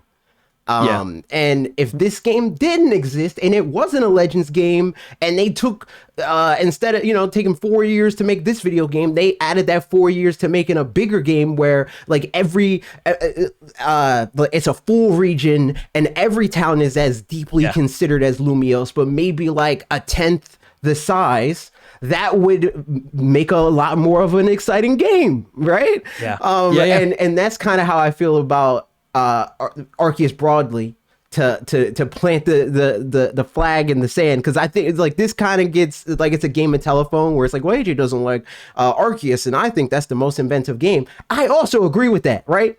But the thing that I don't like about the thing that makes me mad about that is that it kind of flattens what should be the more experimental experience that I think is a lot more closer in line with the masses and not just like hardcore Pokemon fans than it should be. Like they should like actually be inverted. Like I think that it makes no sense for the series that everybody had these expectations of like, this needs to be I saw people throwing around this thing where it's like, Legends Arceus was a love letter to Sinnoh, and this doesn't feel like a love letter to Kalos. Shut up. Like that's like the whole reason why you need to buy a Pokemon game. That is the game that you make turn-based, and that is the game that you make pixel art, and that is the game that you deprioritize and spend less money on and make less of a big deal and don't do the multi version of. The only reason why people are clinging to this idea that mainline Pokemon games mean the thing that makes me comfortable is because they find some sort of superiority in saying that the style of gameplay that they like can quote unquote make a blockbuster game. But what they're not realizing is Pokemon succeeds in spite of that, not because of it. The vast majority of people that play Pokemon don't, and I'm even including people that fight for it to be turn-based. The vast majority of these people don't like playing Pokemon. Most of these people don't like battling. They don't. They like all of the other outside things. I like the lore and the vibes. That's me. Yes, that's me. You. That's you. And the thing is, I have like 3-4 Pokemon channels. And like literally, I love Pokemon. And the thing is, the vibes and all that stuff can be better in a game that is more deeply as we're seeing in Legends Z-A. The fact that in Zelda, right? A big complaint that people have with Breath of the Wild is that you can't pet the dog. You know why you can't pet the dog? Because that doesn't you fit can't pet it all in a game. No. Well, yes. And that's the thing. Like everything's deeply considered. It's like, okay, well, how does this action incorporate with the rest of the game? What would petting do for the rest of the game, right? That is the kind of thing that Pokemon does in this that it needs to go further with, and that it should have always done. It should have always been a thing where like the moves are coded specifically to be like, yo, if you do close combat, it's going to do X amount of damage and it's going to take this much life from your Pokemon. And then that's also translated into, if you need to get through this mountain, guess which move can punch through it? You know, that is why, right? Tackle. You're right. Yeah. Every single tackle. Tackle for sure. Yeah, okay, cool. Yeah. Definitely tackle the mountain. Yes. No, it's so true. Like every Pokemon game, it's like every aspect of the game is separated. Yeah. And I think even what I was describing earlier, without even realizing it, is what you're saying, which is that like everything is, in your words, deeply considered. Everything ties into itself. The only thing that's not tied in is that you can't goddamn mega evolve and drink a latte. Yeah, that is true. You just learned. That's the only thing. You figured that out like 20 minutes ago, man. Game Freak is lazy. That's the Breath of the Wild petting the dog, man. You can't drink a latte and be mega evolved. My biggest gripe is the controls. Tell me. the D-pad Yeah. bringing the Pokemon in and out, I think is a little clunky, but like I've thought about this. It should have been ZL and ZR to switch to Pokemon. Sure. Yes, but then like I like the fact that you can still catch the Pokemon in the middle of the battle, and if you want to make that fluid, how would you then still make that fluid? You'd have to press a button to toggle it. I mean, if we're being real, there's a few different ways to do this, but like the way that would be the most likely on a Nintendo console is motion. You do it through motion. You press. You reach for your hip. You like press you either do that or you press a button and you that puts you into the mode and you can aim with the motion or whatever they want to do. There's a lot of different ways to do it. But the reason why I guess the reason why I say not putting it on the D-pad is because when you're holding the controller, right? You're holding it like this, and this is where your fingers are.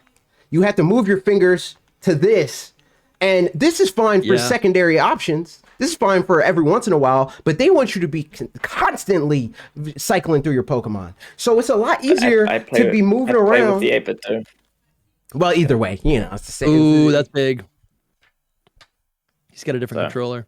It's easier for me to do on this, but when I'm playing in handheld, I struggle. Yeah, but that's why I bring up this controller, because it has the same layout as the one that everybody else has.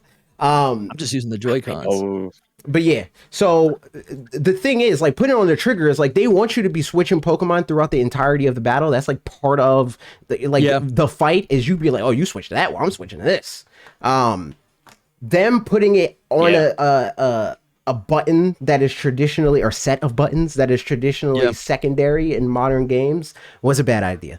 But that's that's part of it. This is trial and error. It's like this is the first time they made a game like this, and like even things that they did before in Arceus have changed in this game because they learned from what they did in Arceus.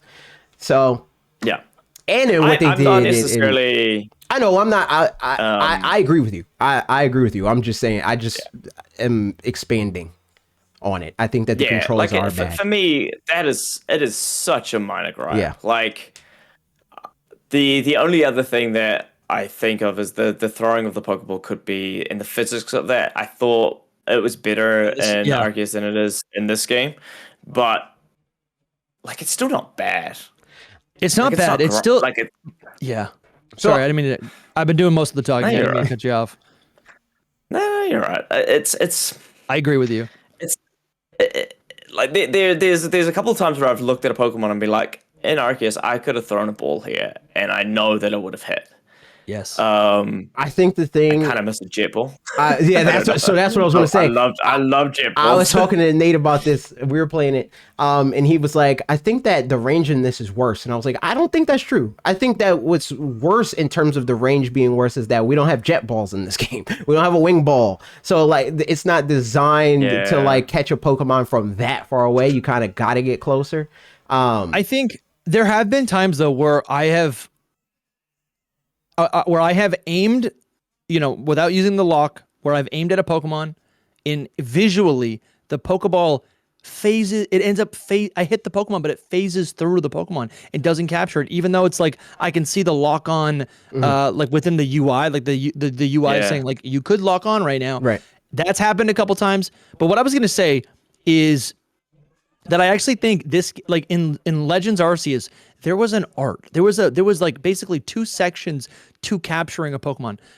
There was obviously like, the first part is like the stealth. It's like the would you say style? Stealth. That works. I said stealth, but there's the stealth. There's that's still in there. It's like the first part of capturing a Pokemon is actually. It's like your understanding of the game and the world and your character and the depth of where the Pokemon is and the environment and using the right Pokeball for that option. That's the first part. And then the second part of catching the Pokemon is the RNG of will this catch the Pokemon, right? And in this game, I feels like there's only that second part. I guess you could say it's still split up. And in this game, appropriately, the art of the catching the Pokemon is actually with battling. That's actually something I've noticed. Is like the game almost sometimes It still has. I think that again, the tools aren't as strong in the way that I described it. Like I think the only thing that's not as good in this compared to Arceus. Well, there's two things. The first thing is that Arceus has the mud and the berries. That's the first. That's the first thing. That's not in this game. That's good. Okay, so good point. that's one. That's one area where objectively this isn't as deeply geared towards like making catching specifically as deep as it could possibly be. Right. Yeah. But the other thing that is in this game and that is in Arceus is the sneaking up on Pokemon, but it's different because you're in a city. So some areas they don't have tall grass, but they might have a bench, they might have a light post, they might have a bush, they might have a and even depending on your Pokemon, you could use Rock Tomb and miss and Rock Tomb and miss and hide behind that rock, and you could sneak up on the Pokemon and catch them like that. Backstrikes are still in the game. The game has, I'm pretty sure that this is what this means. There's like arrows, like up or down arrows that are like this is how likely or unlikely you are to catch this thing. It still has that. And I'll just say I don't want to go too deep into it, but I had to catch a lot of Pokemon for a thing. Every Pokemon that I caught in the last, and I have hours of footage of this. I wasn't battling them. I refused to battle them. And sometimes what I'll do, because like a lot of Pokemon, they get angry, and this is part of a problem that, again, this also is true in Arceus, but I wish it was like more tied to natures rather than like this species gets mad when it's, I think that's stupid. But there would be the thing of like, okay, so I tried to sneak up on this Pokemon and throw a quick ball. I messed up and didn't backstrike it, so it didn't stay in the Pokeball. And it broke out. I'm just going to kill it.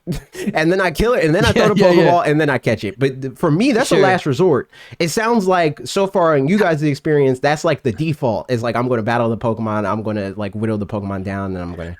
not necessarily. I do a mix depending on whether or not I can sneak up on the Pokemon or not. Didn't know you could use Rock Tomb and hide behind the rock. Yeah, actually have never used the move Rock Tomb. Didn't even know that it did that. So that's kind of cool to know. So like if normally I will try and backstrike it, sneak up on it, and try and capture it that way. And then if I don't, then I'll battle it, try and KO it, and then try and catch it. So like I do a mixture of kind of everything that's available to me. I just seem to be having awful luck catching Pokemon, especially at the moment. Like especially Delibird. I hate that Pokemon now. Yeah, it is on my hit list. There's also we talked about this before. It was before we started recording, right? We were talking about catching and the Canary dolls. That's another aspect of it, is like fully upgrading the catching power.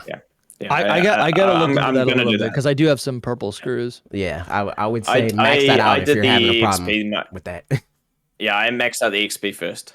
Nice. Yeah, I guess that is something else that I really honestly love. Like the idea. So like, there's certain things that are just kind of accepted knowledge, right? And as a Pokemon fan, right? Certain moves do certain things, and there's like archetypes within the typings of the moves. And the Rock Tomb example is really good. I actually noticed Rock Tomb, like I noticed what I'm about to say, like maybe like 2 days ago when I tried to use Rock Tomb and it missed, and all of a sudden it clicked. I was like, this makes sense. Like most rock moves have horrible accuracy, and instead of just like overlooking that, the creators of this game in this battle system considered it. They said, what does that mean in a game like this? Yes. Yeah. Dude. And even though that's kind of frustrating, I'm like, okay, no, but I get it. Like but it's only frustrating from the standpoint of people that don't play, because I texted you this where it's like, I'm realizing that that's what it is. It's like that's the differentiating factor between me and a lot of the Pokemon community. Is like, when I first play a game, my goal is like, what makes this game tick? And with the experience with Pokemon fans, and a lot of the times because it's what they play, it's like, all right, I know what I'm doing, same song and dance. This, you need to do that step. You gotta be like, all right, what does this do? And why is it good? Why is it bad? Should I use it? Does it matter on this Pokemon? So on and so forth. I would like jump in and out of your streams, and I was watching you do the online mode, And I'm realizing, I'm like, oh, he's playing this like a regular Pokemon game where like, you know, just using flamethrower on the grass one is just a good idea. It just always is. Like, you know, sometimes they'll call me out like they might protect, they might switch out, but that's really all you got to worry about in VGC. And this game, water, you got to worry about against fire. You gotta. You gotta in this game you gotta be like, all right, how long does that move take to fire? How far does that move go? How long does it take me to recover from that move? Will they think that I'm going to use that move and therefore protect and then wait for me to use my stalling options after the fact and punish me for it? You know, there's so many other things that you need to consider in this that Pokemon fans are not used to considering, and I am. So like that was like the first thing, like that was the most exciting. I love having you in my ear for that reason. That was the most exciting thing of it for me, where I'm like, I'm thinking of because like Pokemon, like VGC has its version of this where it's like, all right, there's bread and butters. There's like, if this happens, I'm doing this. But now it's like, if this, instead of it being like, if this happens, I'm pressing this move. It's like, if this happens, I'm doing this sequence. Like my like bread and butter that I do with my Feraligatr. I'll Aqua Jet, and this clicked for me when I was doing like the final boss fight. I'm not going to go deeper than just saying that. But I was like, okay, I'm going to approach with Aqua Jet. I'm going to do my damage with like whatever my biggest move is, whether that's something like Wicked Liquidation or like depending on the matchup, maybe it's just like a strong hitting like move from a different type for coverage. And then like when it gets dicey, I'm going to flip turn and he's going to come back to me and I'm going to use that opportunity to Swords Dance, and then we're right back in with Aqua Jet. You know, it's like you're doing like rotations of and those things get slotted out and changed depending on what they do next, where it's like, okay, maybe they don't react to me as fast as I thought they would, and they whiff because they didn't expect me to flip turn and they overwhooped with like a hyper beam or something. I'm gonna Swords Dance in their face, so I have more of the time of the sword, because I don't know if this if you guys realize this, but like Swords Dance, instead of it being like it's +2 and it stacks, what Swords Dance does is, I think it's +1, and it lasts for as long as the cooldown is. So once the cooldown's over, the attack boost is done. So the safe strategy of like, I'll flip turn and then I boost when my Pokemon's near me and I don't have to worry about getting hit while I'm going through the move. It's like, well, you're in cooldown now because you did your move and it's you solar beamed, you know, like I'm going to kill you now. Like there's like actual punishing in this game, and it's not just a guess or a prediction. It's like, oh, you did this thing and you weren't prepared for me to play it safe, so now I'm taking all your damage.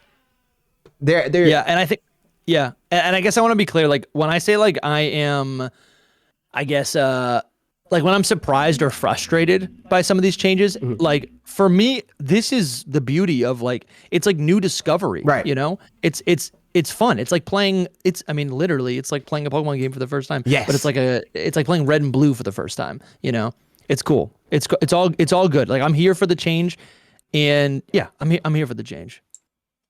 Yes. And honestly, I want to see, like, I do want to see this in future games. Like, that's exciting. I like how smooth segue into the battle system. Too, I need it. Yeah. Why'd you call it out? I was just gonna do it. I was just making sure that we're all on the same page. We're here, man. We're here. All right. I'm just making sure. So I just like, and I'm still having these kind of epiphanies where it's like, this is just a fight. It's just literally a fighting game. It's like, but it's even deeper than that in a lot of ways, and this is the reason why I still wanted it. In all my like, I think Pokemon should do this, I never was like, I literally wanted to be a fighting game, because I like the idea of like, it's still team building, it's still picking like this move and for these reasons, but now it's like, now you got to consider things that weren't traditionally considered. In Pokemon before, it's like, all right, it has this base power, it has this accuracy, and it has this effect. That's all you consider. In this game, you don't have to worry about accuracy. But in that's place, you got to worry about cooldown, startup, you got to worry about distance, you got to worry about where it places you after the attack happens. All of that matters. And hitboxes. So with that, it's like, that will determine your Everything. It can determine what you do with your Pokemon stats. Like my Charizard stat, he's a special attacker, so he's playing the field. Like that brother. That's physical. You said yours physical? Yeah, because you got you got X, I got Y. X. Yeah, you got X, I got Y. So I'm playing the field, man. I'm like, I don't care about my defense that much because you're probably not going to hit me. I just care about my speed. I care about my special attack, and that's what's boosted. But then there's other things that's not the case, and stats that I wouldn't traditionally care about in Pokemon games or things like, you know how in traditional Pokemon games when you're IV training a Pokemon Mega, and it's like, oh, this is a special attacker, but I'm gonna not hyper train its physical attack because, like, what if I get confused or whatever? It's just unnecessary damage. Yeah. Outplay. Yeah. Etc. And this game, that's not really an option if you want to be able to, like, again, like, have a contingency plan. You probably want at least one physical attack because they're faster. They come out faster. So maybe you want to steal a kill. Maybe you want to kill them before they kill you. It's a good idea to have, you know, crunch or whatever, because it's going to come out faster than that other person's flamethrower. And it might shock them, because if they see your Charizard is the special attacker like mine, they're like, you know, he's going to have to charge up his flamethrower and whatever other move. And then they come into me with a physical attack, and then I earthquake them, and then it's GG's. You know, it's like, it's so exciting. And I still don't even know everything. I still haven't even tested everything. There's so much to know and so much to try. Yes, so exciting. It's so exciting. It's so exciting. And there's also this aspect of, like, you know, I think with Pokemon battles, it's like traditional Pokemon battles. Like you can study up. I think Mega Man, you were using the word, like, and I guess I'm not in the VGC scene, so I don't think of it like this. But you used to use the word, like, theory crafting, like a new Pokemon. That's funny because, like, in my space that means something different. But, like, that is what it is. It's like, I feel like this this system has it's drawn a line between, like, you can understand the theory, but you still have to, like, actually you have to actually, like, execute on everything. Right. And again, that brings it back to, like, the heart of, like, of like what I guess the promise of the anime is, right? Yeah. Like, it actually brings it closer to something like Mario Kart, where you can still kind of, like, whiff. You know, something can happen where, you know, like, you know, my niece could kick my butt because of something random that I was that I wasn't expecting, you know? Yeah, or you just overthinking it, and she's fresher to it. Yeah. So, like, to you, it's like, well, the best move to have is flamethrower, and she has Ember, and it's like, maybe that's the best move because she's getting to attack you more than you're getting to attack her. Yeah, absolutely. And especially if you're playing in a 4-player match, it's like that's all. Sometimes that's all you need. You might just got to be a sniper, and that's what you do. Is like, okay, I have my Pokemon specifically trained to be able to take advantage of the fact that those blue cards are like a blue shell. Yeah. You know? Oh, that was the other part. When I was watching you do it, I was so frustrated because I was like, yo, bro, I would literally you would be standing next to a red card and I'm like, yo, get the card. It's right there. Get the card. You know, I think it was because, like, in the when you do, like, the whatever it's called, like when you do the battles within the game, within the campaign, right, there's, like, all sorts of things. There's cards and there's coins, and they don't really, like, directly improve your stats. Yeah. So you want to at least get the low coins because that's more money. But the cards, I get that. I was already have the 3, I get it now. Yeah, I was like, yo, bro, come on. But yeah, like, I don't know, man. It's so good, man. I'm just excited. I'm excited to like actually have something to learn in a Pokemon game again. Dude, every other Pokemon that's game, what it is. The like I think that's what that summarizes the whole of the Pokemon up until now for me, where it's like the entire value that a lot of people, at least the way that they describe it to me, get from Pokemon are just like a fraction of what they should be able to get. Like, to me, it's not like, no, we need to replace the value that you get. I'm like, the value that you get is easy. That's like baseline. That's like, it's very easy to have that base level of, like, the Yomi of, like, oh, is my opponent going to do this? And then I got to predict that. That's in everything. That's in every competitive game known to man. The fact that it's everything about the traditional system is like, okay, I gotta guess that, and what if they have this item, and what if they have these EVs, and what if they have this IV, and what if my move misses, and what if I get a crit? Like all that stuff is still there. It's just more dependent on the player now. It's more dependent on skill expression. It's knowledge and also skill. That's what it is. Yes, that's I love that skill expression. Yeah. Because it's not, it's good, especially with this mode specifically. It's not about who can hit the hardest. Sometimes it's about who's sneakier, who hit the fastest. Who is positioned better, who's less worried about. Because that's the other thing. It's the risk. It's the risk reward of like, it's like dodgeball. It's like playing dodgeball. Where you have to think about like, okay, I'm focused on hitting this person with the ball, but I'm not looking at the person over here that's trying to hit me with the ball. You got Ben Stiller over there talking shit. Yeah. There's so much more that you have to be thinking about. It's strategy, it's preparedness, it's skill, it's perspective, because again, sometimes it's better to have that big move that's going to take the other person out, but sometimes it's not. Sometimes you got to choose. You can't do everything. You can't have a move that you can't both have a protection move, a move that's going to position you better, like a quick attack, a flip turn, a U-turn, a parting shot. You can't have a light screen or a reflect. Like, what's worth it to you and what makes your specific strategy work? That is all still here in this, and it's deeper. And I think the thing about it is like, it can get even more deeper than it is. This is like, again, Gen 1.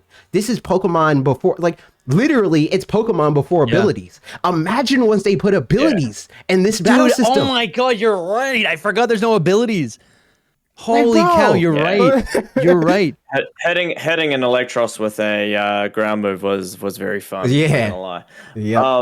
AJ, I have a question for you, considering how much time you've played in ranked. One of your biggest gripes around VGC is obviously the lack of versatility of mons. You know, even the most recent regional, where the top 6 mons were literally two finalist games. Oh, best believe I saw that. Yeah, I bet you did. Yeah. What is your feeling around the diversity of mons so far that you're seeing? Like, are you seeing the same constant 3? Are you seeing definitely not? Obviously, you're in rank A, so you're playing people who have played this mode really extensively. So what are you seeing? Okay, so this is the thing. And is that any different? So this is the thing. I'm in rank A, but I got in rank A day 1 of the video game being available to everybody, right? So you live in New Zealand. A lot of Narnia, I call it. Us Kiwis don't know how to play Pokemon. I need to get an invite next time.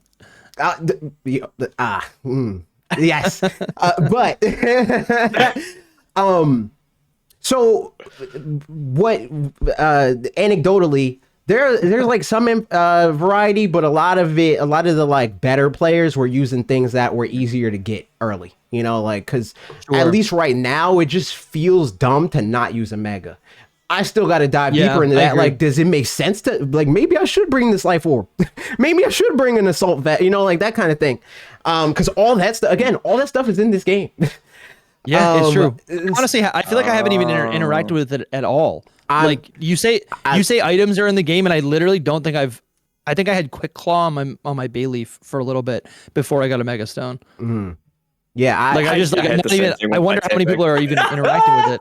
What is it? I did the same thing with my Tipic. I don't even think I have. As soon as I got the Mega Stone, I got rid of it. Yeah, but that's what I'm not even thinking about that. That's great. That's more or less the logic that I had, and that now I'm starting to think. I'm like, right now I'm building I'm trying to build out options for the mode right now, and what I just trained or started. I did the bulk of the training. It's just not fully leveled. Gudra doesn't have a Mega. Yeah. But I'm like, yo, this brother. Spoilers. Is that a spoiler? No, it's you're fine, man. You're all right. Is a Pokemon? I keep having Zygardes in this game. That's crazy. Zygarde is in the game. Yeah. But Gudra doesn't have a Mega, but that brother Tanky, And I never even considered using a defensive Pokemon, so I want to mess with it. I want to see like what does that mean in this game?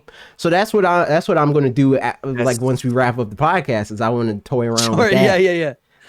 He's like, hurry up, guys. Not necessarily. I'm just saying, like I'm just sharing my plans and why. Like part of why I'm so excited with this game, even after finishing the campaign, where I was like dejected with Arceus. Like even before I actually finished it, I was starting to see the seams. I'm like, this game is a lot less deep than I would have hoped.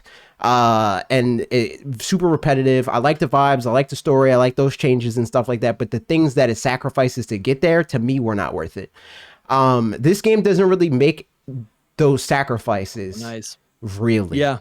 And it still has that long runway if you want it. If you want to be like, all right, the real journey starts now. I'm going to make sure I have all my Pokemon that I can use. It's like, I'm going to use all my favorites online, like that kind of thing. That now is the journey for me. It's like, all right, I'm doing the things to make money and get resources so I can build Pokemon, so I can play with them online and against my friends, and hopefully, like, my hope is with the DLC, because there's like allusions to, like, we've all done boss battles where it's like they have the rogue megas. That's a raid, and they have other Pokemon with. It's not just you. So what if we get raids like we get in Scarlet and Violet, where it's like, all right, this week we get freaking shiny Mega Charizard X for the raid battle, and it has this attack that's different. Like they could literally do that.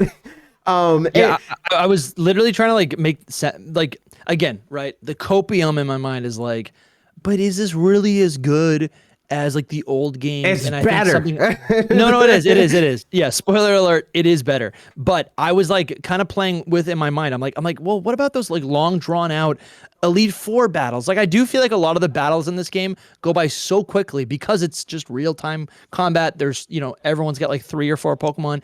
It's memorable. The character is memorable. The characters are memorable in this game because of all the writing, but like the battles seem to go by quickly. And then I quickly realized, my friend was telling me like, what you're describing, like, or the execution of like how future, suspenseful battles could be, maintained is just by making like the Elite Four battle basically a raid or something, right? Yeah. You just gotta like prolong it so it's not. Yeah. You could do it like that. The same system. There's still more depth that can be added to this battle system that makes it that. Again, this is Gen 1. This is Gen 1. Dude, that's so true. Like more or less.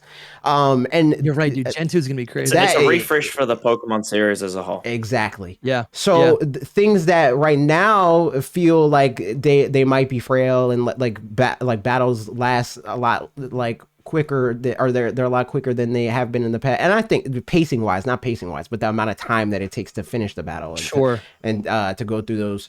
I think that will change. And also I think that rule sets have a lot to do with that too. I think that like they could easily make it a thing where it's like, I don't know how they square that circle within the lore of the game, but they could make it a thing where it's like, all right, best of 3. That's what you do against gym leaders, and you could bring all 6 of your Pokemon, and like in between these best of 3s, maybe you swap out if you want, like that kind of thing. They could, they could do all sorts of stuff to make this the same level of depth. They could add. I think it could be interesting to have bans in competitive. That could be interesting because about people's movesets and that kind of thing. Like choice. You were talking about like choice ban and like choice specs and stuff. Nice. Bans, like saying like you can't bring your Charizard this time. Yes. Yes. Especially if they keep it 3v3, which I don't think they will, because when you're online and we all see it, I know there's 6 slots. I don't think those 6 slots are there for nothing. Dude, good point. And also, another thing that happens in the game at various points is multi battles. Yeah. Why is that? Why can't I do that? You know, what does singles look like in this game? What does multi-battles look like in this game? I don't think doubles can exist. I don't think doubles need to exist because they only exist in base Pokemon because they add depth to something that lacks it otherwise. This already inherently has it. But multi-battles would be so sick. They would be so sick. That would be insane. Oh my God, bro, they would be sick.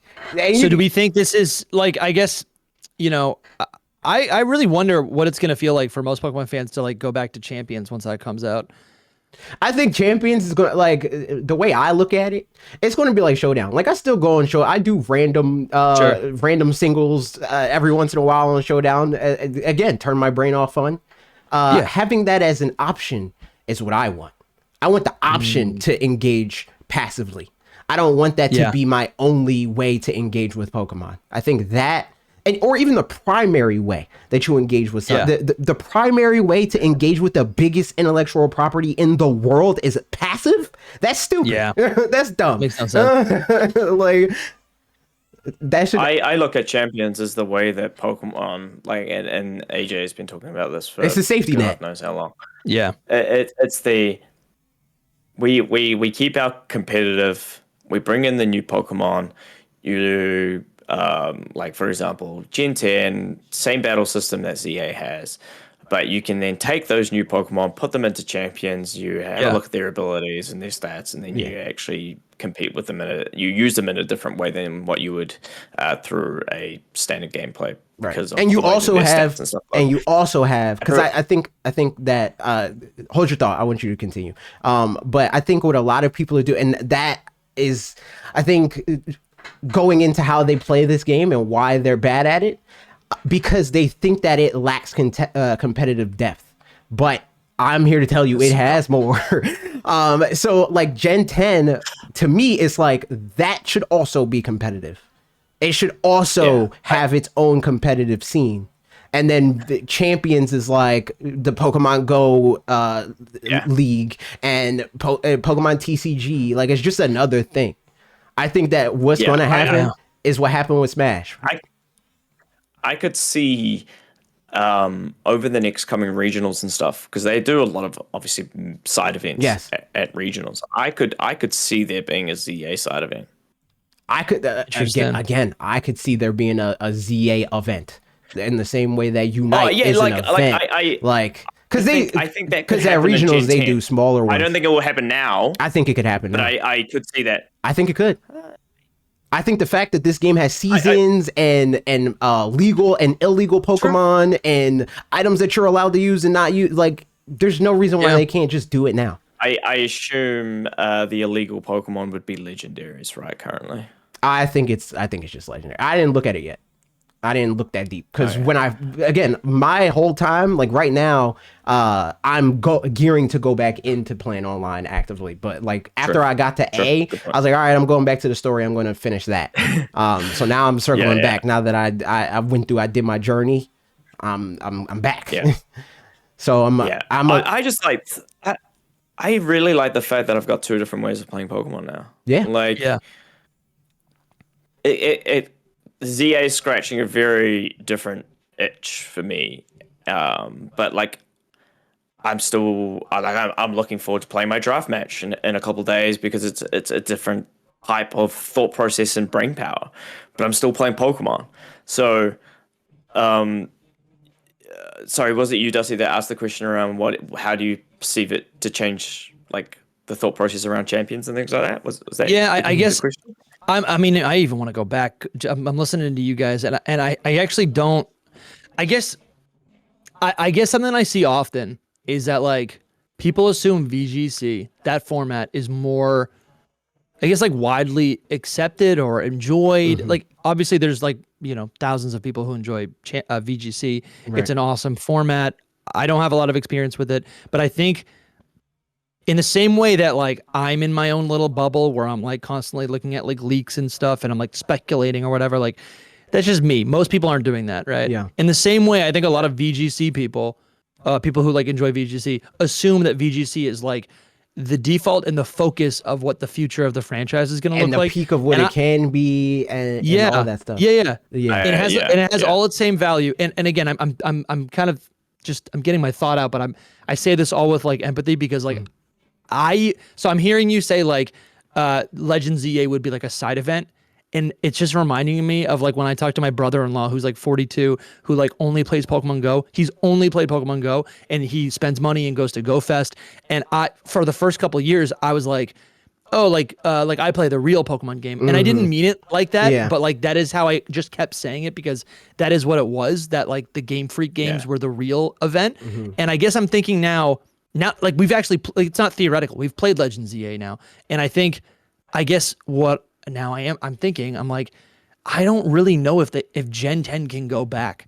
The discourse was, and AJ was part of this, was like, but I also don't see it like Gen 10 comes out and we have what? Gen 10 comes out and what? I guess if I'm on a bargain, I'll say that like you can do turn-based, but like raids in the overworld, and you always have an option to do real-time combat, but like maybe you can also do turn-based. But that doesn't make any sense. Yeah, I don't know how that doesn't make any sense. Works. Yeah, I don't know how that works. It just doesn't make any sense. I think the best case scenario is they do deep makes.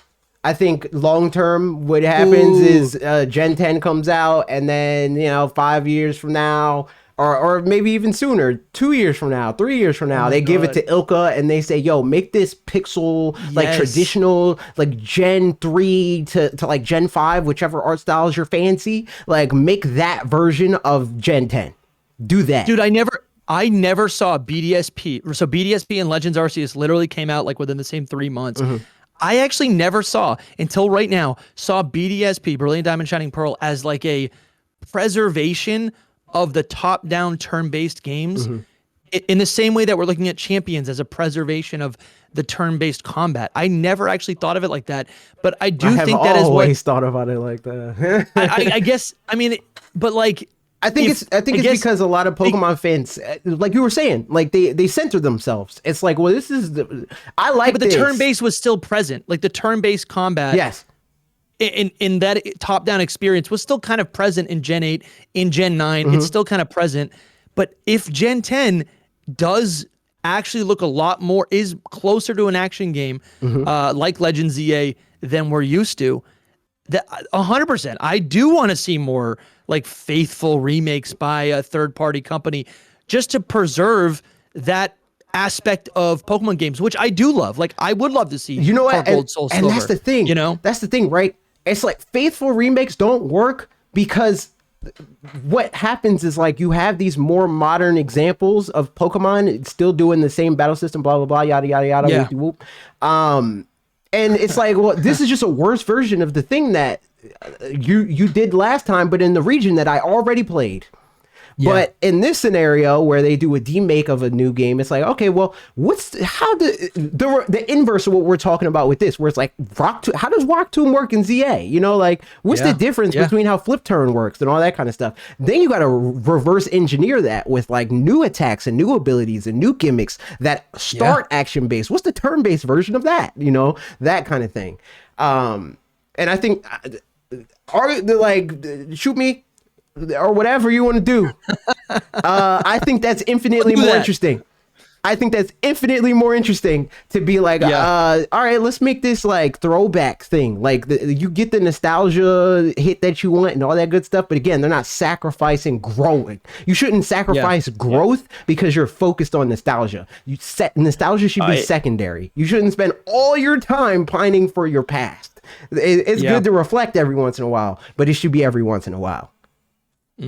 I also wasn't saying like ZA being a side event is like a bad thing. Like I think the battle style will eventually have its own place, but I think like currently, until it's a little bit more fleshed out and understanding how it could be used competitively and broadcasted competitively, like it would be a side event, but I could see it being alongside. No, I see what you're saying. TCG, VGC. Yeah, I saw what you're saying, but I think the only thing that and I apologize if I wasn't trying to put that on you. Same. Yeah. I'm more so saying the only reason why it feels like it's less fleshed out is because we don't understand it yet. That doesn't mean that depth isn't there.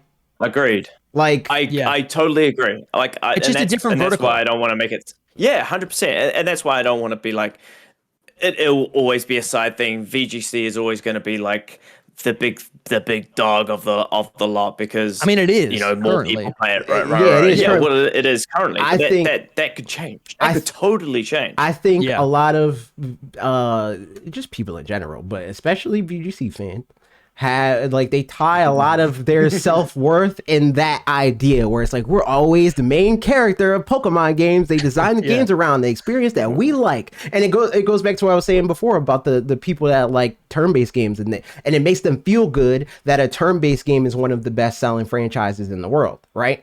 And instead of it like them caring about like the growth of the franchise, it's like a personal like badge of honor of like, look, my tastes are popular. Where like it's almost like they think that Pokemon proves everybody else wrong about the games that they like. But what's actually happening in reality is that Pokemon is an anomaly, and it succeeds in spite of the fact that its gameplay isn't something that most people want to play. I've always been a fan of like Pokemon battling, but it's never, ever, ever, ever, ever been doubles. And in the last 5 years, doubles at VGC has blown up because of like a lot of popular YouTubers and just like momentum in general.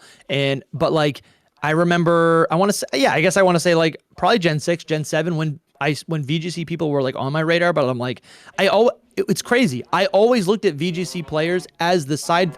I looked at them as the side thing, which didn't make sense because singles has never had an official bracket. But to me and all my friends, again, like we were playing singles because of Smogon and Showdown, and because of the TV show, and because of the every single Pokemon video game encourages 1v1 battles. Yeah. So to me, my perspective was it's singles. Why would it ever be doubles? Why and I just thought it was like a weird quirky. I was like, oh, the Pokemon company's being quirky. They have double battles. Obviously, it's I think that perspective is what I'm driving towards.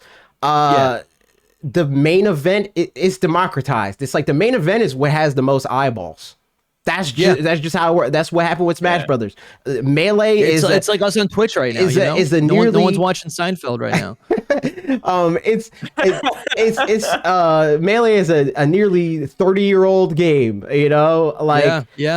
But it gets replaced every time a new thing comes out because that's where the eyeballs are. More people want to watch the new thing, and that's what's going to happen with this. Like they're going to see the new thing, and it's exciting and interesting and different, and it's not just you do your thing and I do my thing, cutscene, and people actually directly interacting with the interactive medium. Like it's going to be, it has the potential, because the thing is like the way that a lot of people are talking about like the VGC people and the figureheads within that space, the way they're talking about champions is like, this is our chance, guys. This is when we make it big. This is when we'll get discovered. Nobody's discovering VGC. Nobody doesn't know that VGC exists. Nobody. It is a game that has been sold to hundreds of millions of people. I know, it's insane. And during the entirety of the Switch era, the games now have the ability to directly say, yo, we're doing a competitive tournament. Sign up if you want. People know about it. They just don't care. They're like, I don't want to do that. That doesn't look fun. And it's because it just doesn't appeal to them. Exactly. And I feel like we're dogging on your buddy. I just met you, Mega Man. I do this to Mega Man all the time. And I do this to Mega Man. All right, man. That's fine. Battle Network's my favorite. We're friends. We're friends right now. But great. But yeah, like I think that it has merit. Again, I play Showdown, but I just don't think that it's the main character that a lot of the VGC community thinks that it is and should be. I think that it will be the side event. Like I think if Pokemon Company and Game Freak does commit to this kind of battle system, and I think that it's going to bite them if they don't, in a similar way to how not committing to Arceus bit them, like the way you play that game, the minute to minute gameplay of that. I think the same thing's going to happen here if they don't. But it hurts me to say this, but I agree. Like I can, there is a lot of reason why this battle system will become a lot more appealing, and why people would want to take this a lot more seriously competitively because of just gonna try and get my thoughts out here properly, because it's like you've talked about. There's a lot. There's strategy here that's quite different to traditional VGC, where we talk about VGC like it's chess. You put this piece there, you put that piece there, and then you can alter them around, and you attack there, and you can play passive, and then you can play hyper aggressive. Whereas like with Z-A, you can do a lot of that, but you could do all of the concept of being able to you do all of it, and you need to do it faster. It's like if Pokemon VGC is chess, this is speed chess. It's like you got come on, you're on a timer, do it. Or this is like basketball. Yeah. Basketball, like I feel like it's close. Basketball, like that's what boxing, it feels closer to that. Like I think that what happens, like if people, and I'm not saying you're doing this, but that chess analogy, I hate that chess analogy so much, because it's like arbitrary. And again, that's not a direct dig at you, but it's like a puzzle game. It's like arbitrarily elevating the brain power that is necessary to play Pokemon when it is not that deep, and all of the thought process. It's not. It's brainwashed. It's I feel not. like there are again. I feel like there are even more choices you can make. As somebody that engages with more than one competitive game, that chess mindset exists in all of them. And Pokemon is the baby's first version of that, because you get to sit and think about what you're going to do. Whereas most of these other games, you got to make those same positioning decisions. And should I take this risk? And should I try doing this? Or should I, bait this out or whatever? You have to do all of that on a dime. You don't have the time to sit there and consider and theory craft with your friends and build teams together, and you have to show and prove in the moment yourself. Like the chess thing probably comes out of like the fact, because another thing, listen, I'm a diehard Pokemon fan, but like, yes, like how many times do people say like, you literally just said it, Pokemon is for babies or whatever, or babies first, whatever. And I feel like we're all fighting that stigma. So like, it makes sense that like if we have an opportunity to, put ourselves in a higher position, right? To elevate that status, we're gonna take it. I think that's where that kind of comes from. And that's the thing. Like again, I exist somewhere in the middle, because like I've argued this to Bob. It's to my detriment, because he, at least up until recently, he thought that I loved VGC. I don't. But the thing is, like, he thinks I love it because, like, I've defended VGC to him, where he's like, oh, this game is easy. And I'm like, no, like, it's easy, but it's not as easy as you think it is. Like, somebody can be better than you because you don't have the additional knowledge. You don't know the other things that go into it. But because it has more depth than what most people assume that it does, doesn't mean that it has as much depth as something like chess, or more depth than any other competitive esport, And I think that that's where the difference is. And I think that the problem that I take with it is on the higher end, like the big creators and like the commentators and stuff like that. Their job obviously is to like promote the game and make it sound flowery and exciting and interesting and blah, blah, blah. But it's misleading to pretend that this game is like galaxy brain moves, it's just not. It's like anybody that does the deep dive of like, oh, this Pokemon does this, and people usually run this, and this has this item, and this move does that. They can also play Pokemon. But not everybody, no matter how much knowledge you have. Yeah. But no matter how, any games like that, like any game scales up. Like you can be an elite. You can be an elite level, like Billy Hatcher player or something, right? I would think, right? It's like anything you can play, but it's like there's just levels. You can go deep. There's levels. There's layers.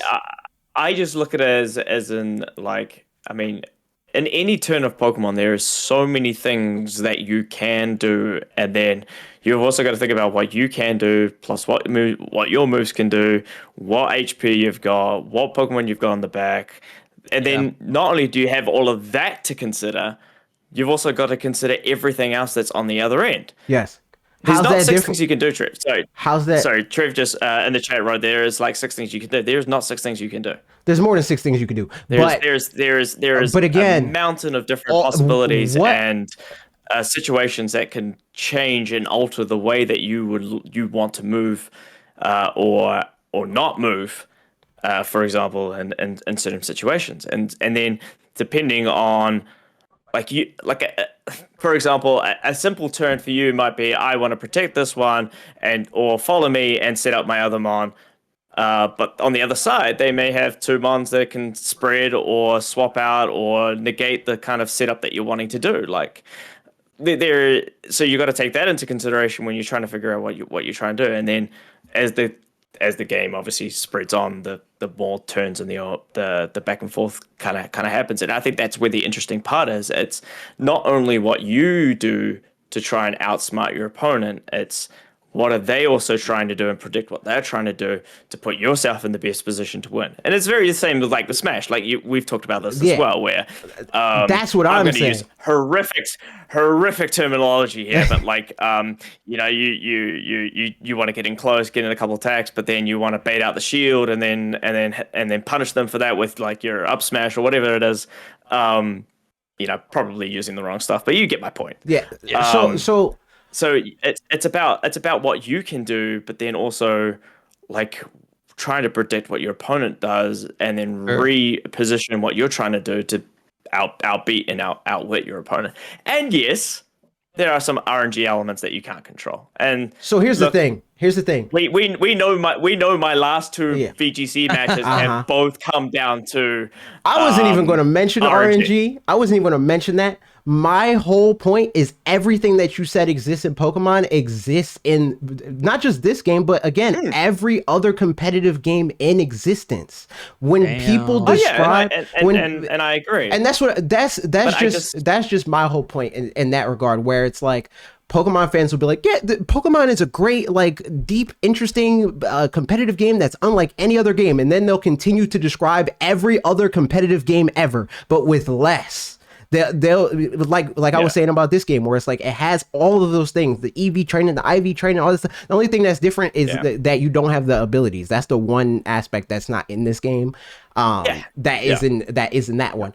But again, it has the added depth of like not just positioning on a turn by turn basis, but a second to second basis. It's not like, are they going to make this move and I got to watch the cutscenes to see what happens next? You got to make those decisions and those changes in judgment on the fly constantly, always. It's not a battle that lasts like a series of turns that you watch play out over time. If you're not knowledgeable enough and quick enough and skillful enough in the moment, you lose. And if somebody approaches it's a different skill set, right? It's an additional skill set is really what I'm saying. It's not different, it's the same. As somebody that also plays VGC and gets the Master Ball casually by just because I feel like it. Like I am good at VGC. I understand how VGC works, and that's why I'm like, nah, it's not the same. I mean, it's not deeper. It's not anything like that. It's kind of what I was describing about the rest of the Pokemon experience of like, yes, shiny hunting is fun and interesting, and people like it for a reason, but it can be better. It can be deeper. It can do more. And that's what I feel about with VGC, where it's like all the value that exists in VGC could exist and more if it's not limited to how VGC is right now. Because VGC, like, again, like we were talking about it before with the double battle thing. Like, double battling doesn't have to exist in this game because the battle system is not limited in the way that Pokemon's traditional battle system is. That's the whole reason why singles exist, is because and Pokemon will team up on you. It's not complex enough. They will. So they have to make up I had a 3v1. It was not fun. Yeah. And everything's a spread move in this game, depending on your positioning. You can KO multiple Pokemon with Crunch. But if your positioning's not good, you can't do that. And if you do a move that like falls short, you might die for it. It's like there's so many things that you have to consider. My only skin in this game, because AJ is basically putting like me and Mega Man together, right? But my only because I'm not a competitive player. That's why you're here. You're somewhere in the you're somewhere in the middle, and we're all somewhere in the middle in various different ways. And he's literally in the middle of us on the screen. Yeah, that's true. I'm being teamed up. Yeah, you're the ref. all I like, my only skin in the game is that like when I'm thinking about and theory crafting about what could be in Generation 10 or like future games, there was just so much pushback from competitive players saying it would be impossible. Even my own co-hosts were saying it's impossible because they don't know what they don't know. Yeah, to not be turn-based. And I'm like, but what if it's not turn-based? You know, like all the elements. There were aspects of Let's Go Pikachu and Eevee, like overworld shiny Pokemon, right? Ride Pokemon that showed up in Scarlet and Violet. There were aspects of Legends Arceus, right? Catching Pokemon in the overworld. Also, I guess you could say like the Let's Go mechanic, right?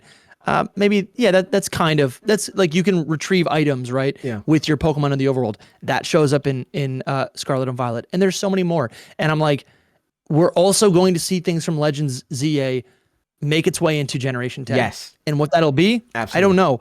But at this point, I don't know if I can go back. Yeah. I don't know. That's exactly how I feel. Again, the things, casually, you know, like every once in a while I might get the itch. But as the main experience, I don't want that. Did I tell you this, AJ? Like, I feel like I have this, like, I don't know, like I have this like phantom impulse, right? Every time I play Scarlet and Violet or Sword and Shield now, any Pokemon game that I play in 3D, I have this impulse now to send my Pokemon out into the overworld to battle another Pokemon in the overworld. Just from the last year of like looking at Let's Go of Legends Z-A footage, right? I've wanted to, like, I've been trying to do that, and now that I can do it in Z-A, I actually am afraid to continue my Sword and Shield playthrough, like my 2025 Sword and Shield playthrough, because imagine how I've been feeling playing through all the games, man. Playing through all these games, and Legends Z-A has existed in my head for the last 10 years at least. Dude, you know, I'm nuts. Now that I have a game that's like close to it, I'm like, man, I really like genuinely, like I played so much of Scarlet and Violet because it does more of what I want. And I wanted to play more of Arceus, but it just isn't there. I just don't know how. Like I don't know how much hours I'm going to put into this game. I might, like, this game might be what Sword and Shield ended up being for us for raids. If they don't do that, like, if Gen 10 happens, I'm gonna play it or whatever. But like, if it happens and it doesn't do it doesn't have to be 1-to-1 ZA. They don't have to fully commit to action for me. It could be a little bit of baby steps, but they need to move in that direction. You know, even if it is a similar thing to how you know, Scarlet and Violet, I want it to be further than this, but they do. It's very clear that they hint at, like, yeah, we know about Arceus. The Let's Go feature is like, yeah, it's kind of Arceus-y. The like being able to backstrike Pokemon to battle them in the wild and stuff like that, that's kind of Arceus-y. But and there's things that in this game are very clearly evolutions of what Scarlet and Violet introduced. The like, this game doesn't exist without the synchronization feature. Like, that was very much so being like, hey, they thinking about some other stuff. And again, even the Let's Go feature is like a beta version of what this battle system is. It's like everything is camera system. Yes, everything is building on everything in the way that it has been since Sun and Moon. And that's why. And I told you about the Legends thing. I texted you, or I was like, I think I changed my perspective on how I feel about Legends games, because like the way that they're materializing is different from how the Pokemon community is categorizing them. Where to them it's like, oh yeah, we hate change, but like they put the thing that's changing in this bubble, so I feel safe. I feel safe from the change, but it doesn't feel like removed as if it's a different thing. Yeah, but it doesn't feel like that's what Game Freak is doing. It feels to me like Game Freak is like, yeah, you could feel safe in that bubble, but we're boiling the frog. Like, you're going to get out of this, and it's getting cooked. Yeah, exactly. Dude, you had to say that when we're talking about Legends Z-A and like this like Paris-inspired region. What are we doing? But yeah. That's how I feel. That's my thoughts on that. I don't. We got anything else we need to dive into? We did the Gen 10 convo. We did the battle system convo. Anything else? I'm just. I feel like this is might as well just be like a first impressions video. Yeah, because we're not going deep into the lore and none of that other kind of stuff. I'm sure we'll do that in the future. I think we will. Yeah. I'm excited for that conversation. I'm excited to finish this game. Like, Dude, I same. don't mean that as to put it on the shelf and be done with it. I'm excited to No. finish the story because where the story has been going so far has been really interesting. And like the dialogue is so much fun. Yeah. So like I'm intrigued to see how Zygarde comes into this. I'm intrigued to see whether like Yavatal and Xerneas are in this, like, and how they come into the whole picture. Like, yeah, like I'm pissed that I can't play more. And in fact, I have Friday off. And I'm meant to be going to play golf with one of my best friends. No, don't go. I'm contemplating telling him Don't go. that I don't want to go because I just want to finish this game. Dude, ask him to come over, spend some time with your buddy, and be like, you could watch me play Legends Z-A. I think he might enjoy that. I would be like, here's a box of beer. Yeah. You go sit over there, and I'm just gonna play this. Dude, it is true. You know what? That's so true. I actually have not spoken with my IRL Pokemon group chat friends yet. Like, we need to get together, get a pizza, and like actually do some online battles. Like, that is, I cannot wait for that. Like, that's I've been like, I've just been cut off from the rest of the world. That's what I got to do next. That sounds so much fun. None of my friends IRL actually play Pokemon or enjoy talking about it. So this is my outlet. Dude, I love it. This is how I get this out of me. Yeah, dude, 100%. It's hard sometimes.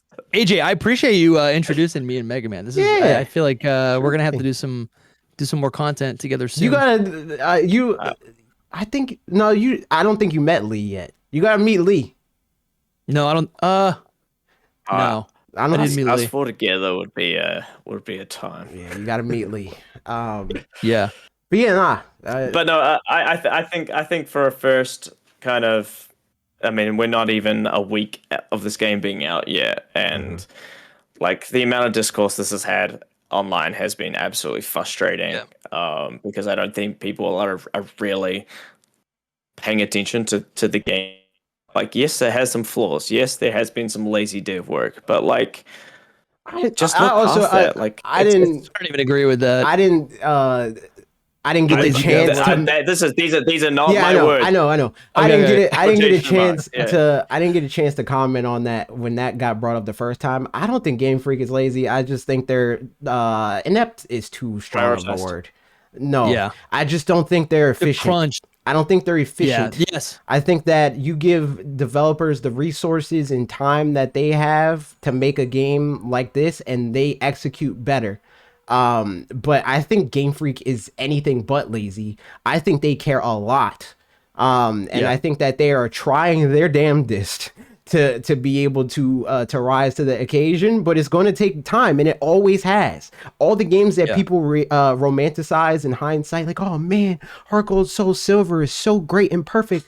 Black 2 and White 2, best Pokemon games ever. It took how many years to get to that? Yeah. Like, I think also, something else I'm thinking about is like, we all call them like soulless or whatever, but I'm like, I don't know. I feel like Disney is soulless, right? Disney is like, I feel like those movies that are coming out now, I'm like, who is this for? They're not good. They're bloated. They don't appeal to anyone. Like, there's no positive aspect except for like how much money they spent. And I feel like Game Freak specifically, let's just talk on that. Their games are like often unpolished or unfinished, but they are soulful still. There's always, like, I feel like Game Freak, that is their strength. It is the world. It's the Pokemon. It's the characters. I feel like they always have a vision. It's just like they're not able to like execute on it, right? And that's a completely different issue. Yes, entirely. Yeah. And you know what? Yeah. I think, and this is more complex than I'm able to fully communicate on a podcast that we're trying to wrap up. But I think that people do this weird dehumanization of the people that work at these corporations, including Disney. Because as somebody that like went to a film school, I know people that work on these movies. I know people, and they care about the things so valid. That's so that, of course. that a lot of people look at and they're like, this is soulless, this was a cash grab, blah blah blah. There's hundreds of people that work on this thing, and I guarantee you most of them cared a lot. And sometimes I guess what I know. Again, that's not a direct response to what I know what you're said saying in particular, but I'm thinking more like, I think I would imagine those Disney productions, if that's the example we're using, have far more like fingers in the pot. You know? And people criticize Game Freak for being like, the joke is that it's a small indie development team, right? But I'm like, I do think there have been documents that have leaked that it's very important for them to have a tight knit like team, And I do think because of that, that is why every game does have a specific vision that maybe as a form of a game, like as the art form of like a video game, isn't always executed properly, but like the heart of their mission, you can still feel it, it's behind like, again, you maybe give it an extra year to cook and maybe it's like the best game of all time. You know what I'm saying? Like, so that's mostly my point. And of course, the people working at these, like, there's real people, of course. I think the amount of callbacks to like older games that they like, you can tell they're listening to the community. Like, people make these fan theories all the time, and then they like put little droplets of like, "Hey, look, you're on the right path." Like, and they're also part of it. They're part of the community. And also, to harken back to what Dusty said, I think there are a lot of hands in the pot for Pokemon, and the fans are part of that. Yeah, like it's not. I think the fans, it's our grubby fingers. I think the fans are to blame with the scale of Pokemon games. It's their fault. I think the fact that there's like a huge, very loud, very, very loud and indignant segment of the community that doesn't want the games to get bigger and to be more ambitious and to be all of these things. And they're trying to work within those confines while also trying to meet the demand of where they're at realistically. Like, realistically, the people that they're trying to sell the game to, like the tens of millions of people that they're trying to sell a game to, are not going to buy Black and White 2 again and again and again and again and again and again, even if Pokemon fans would.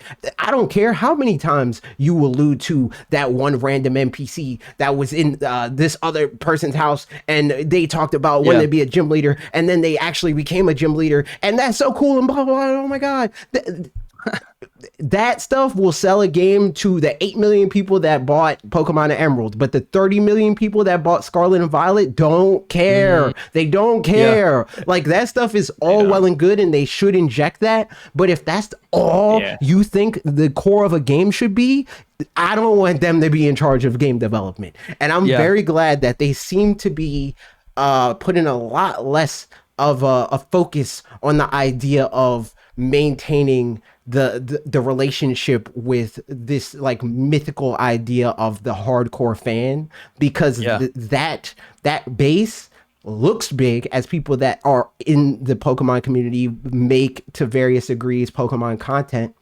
It can feel like this is what the Pokemon fans want. And it's like, no, it's what the Pokemon fans that specifically make and watch and comment on content on the internet want.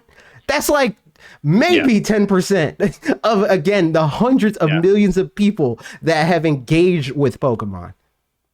And their mission is to not get me to buy a game because I'm going to buy a game. Their mission is to get my best friend, whoever, Mega Man's friends. They want Mega literally Man. My friends. They want Mega Man's friends to be like, oh yeah, let's not go play golf this weekend. We're going to play golf. Let's go play Pokemon. But like, I heard that new Pokemon game play came golf out, and then go sit in a corner, drink beer, and play Pokemon. Yeah.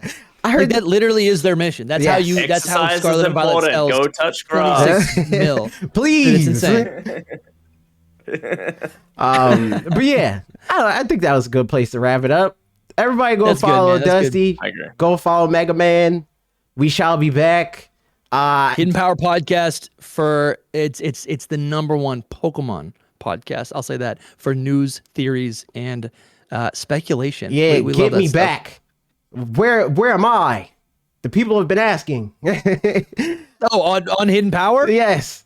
They have been asking. We've gotten a lot of comments that are like, bring AJ back. We need his opinion desperately, right? Yes. They've thrown up the bat symbol. We did like a redirect 5-hour symbol. stream like 5 days ago. That was so much fun. Yeah, we did do that. That was cool. We gotta do some more episodes. I felt like I was telling my friends because I went in the call and I was hanging out with them after I got off that. I was like, it was kind of like I was at a party and I stayed too long because it was like, all right, I feel like I gotta help you clean up. No, not in a negative way. But I was I was there and I was like, I didn't want to leave you there. You know, you're like waiting for other people to join in and stuff like that. So I'm like, I'm hanging out. I don't have to do anything. I'm just playing a game that, that's already out secretly. Yeah, exactly. Yeah. So like, yeah, it was like a hype stream for Legends Z-A, and we're all speculating about like what's it gonna be like tomorrow when we have it. And AJ's just in the corner like, it's pretty good. Yeah, I think you might like it. I'm playing it right now. Exactly. My Charizard's level 100. It is now. I just did that today. Okay. If you want help with that in the future, you know where to go.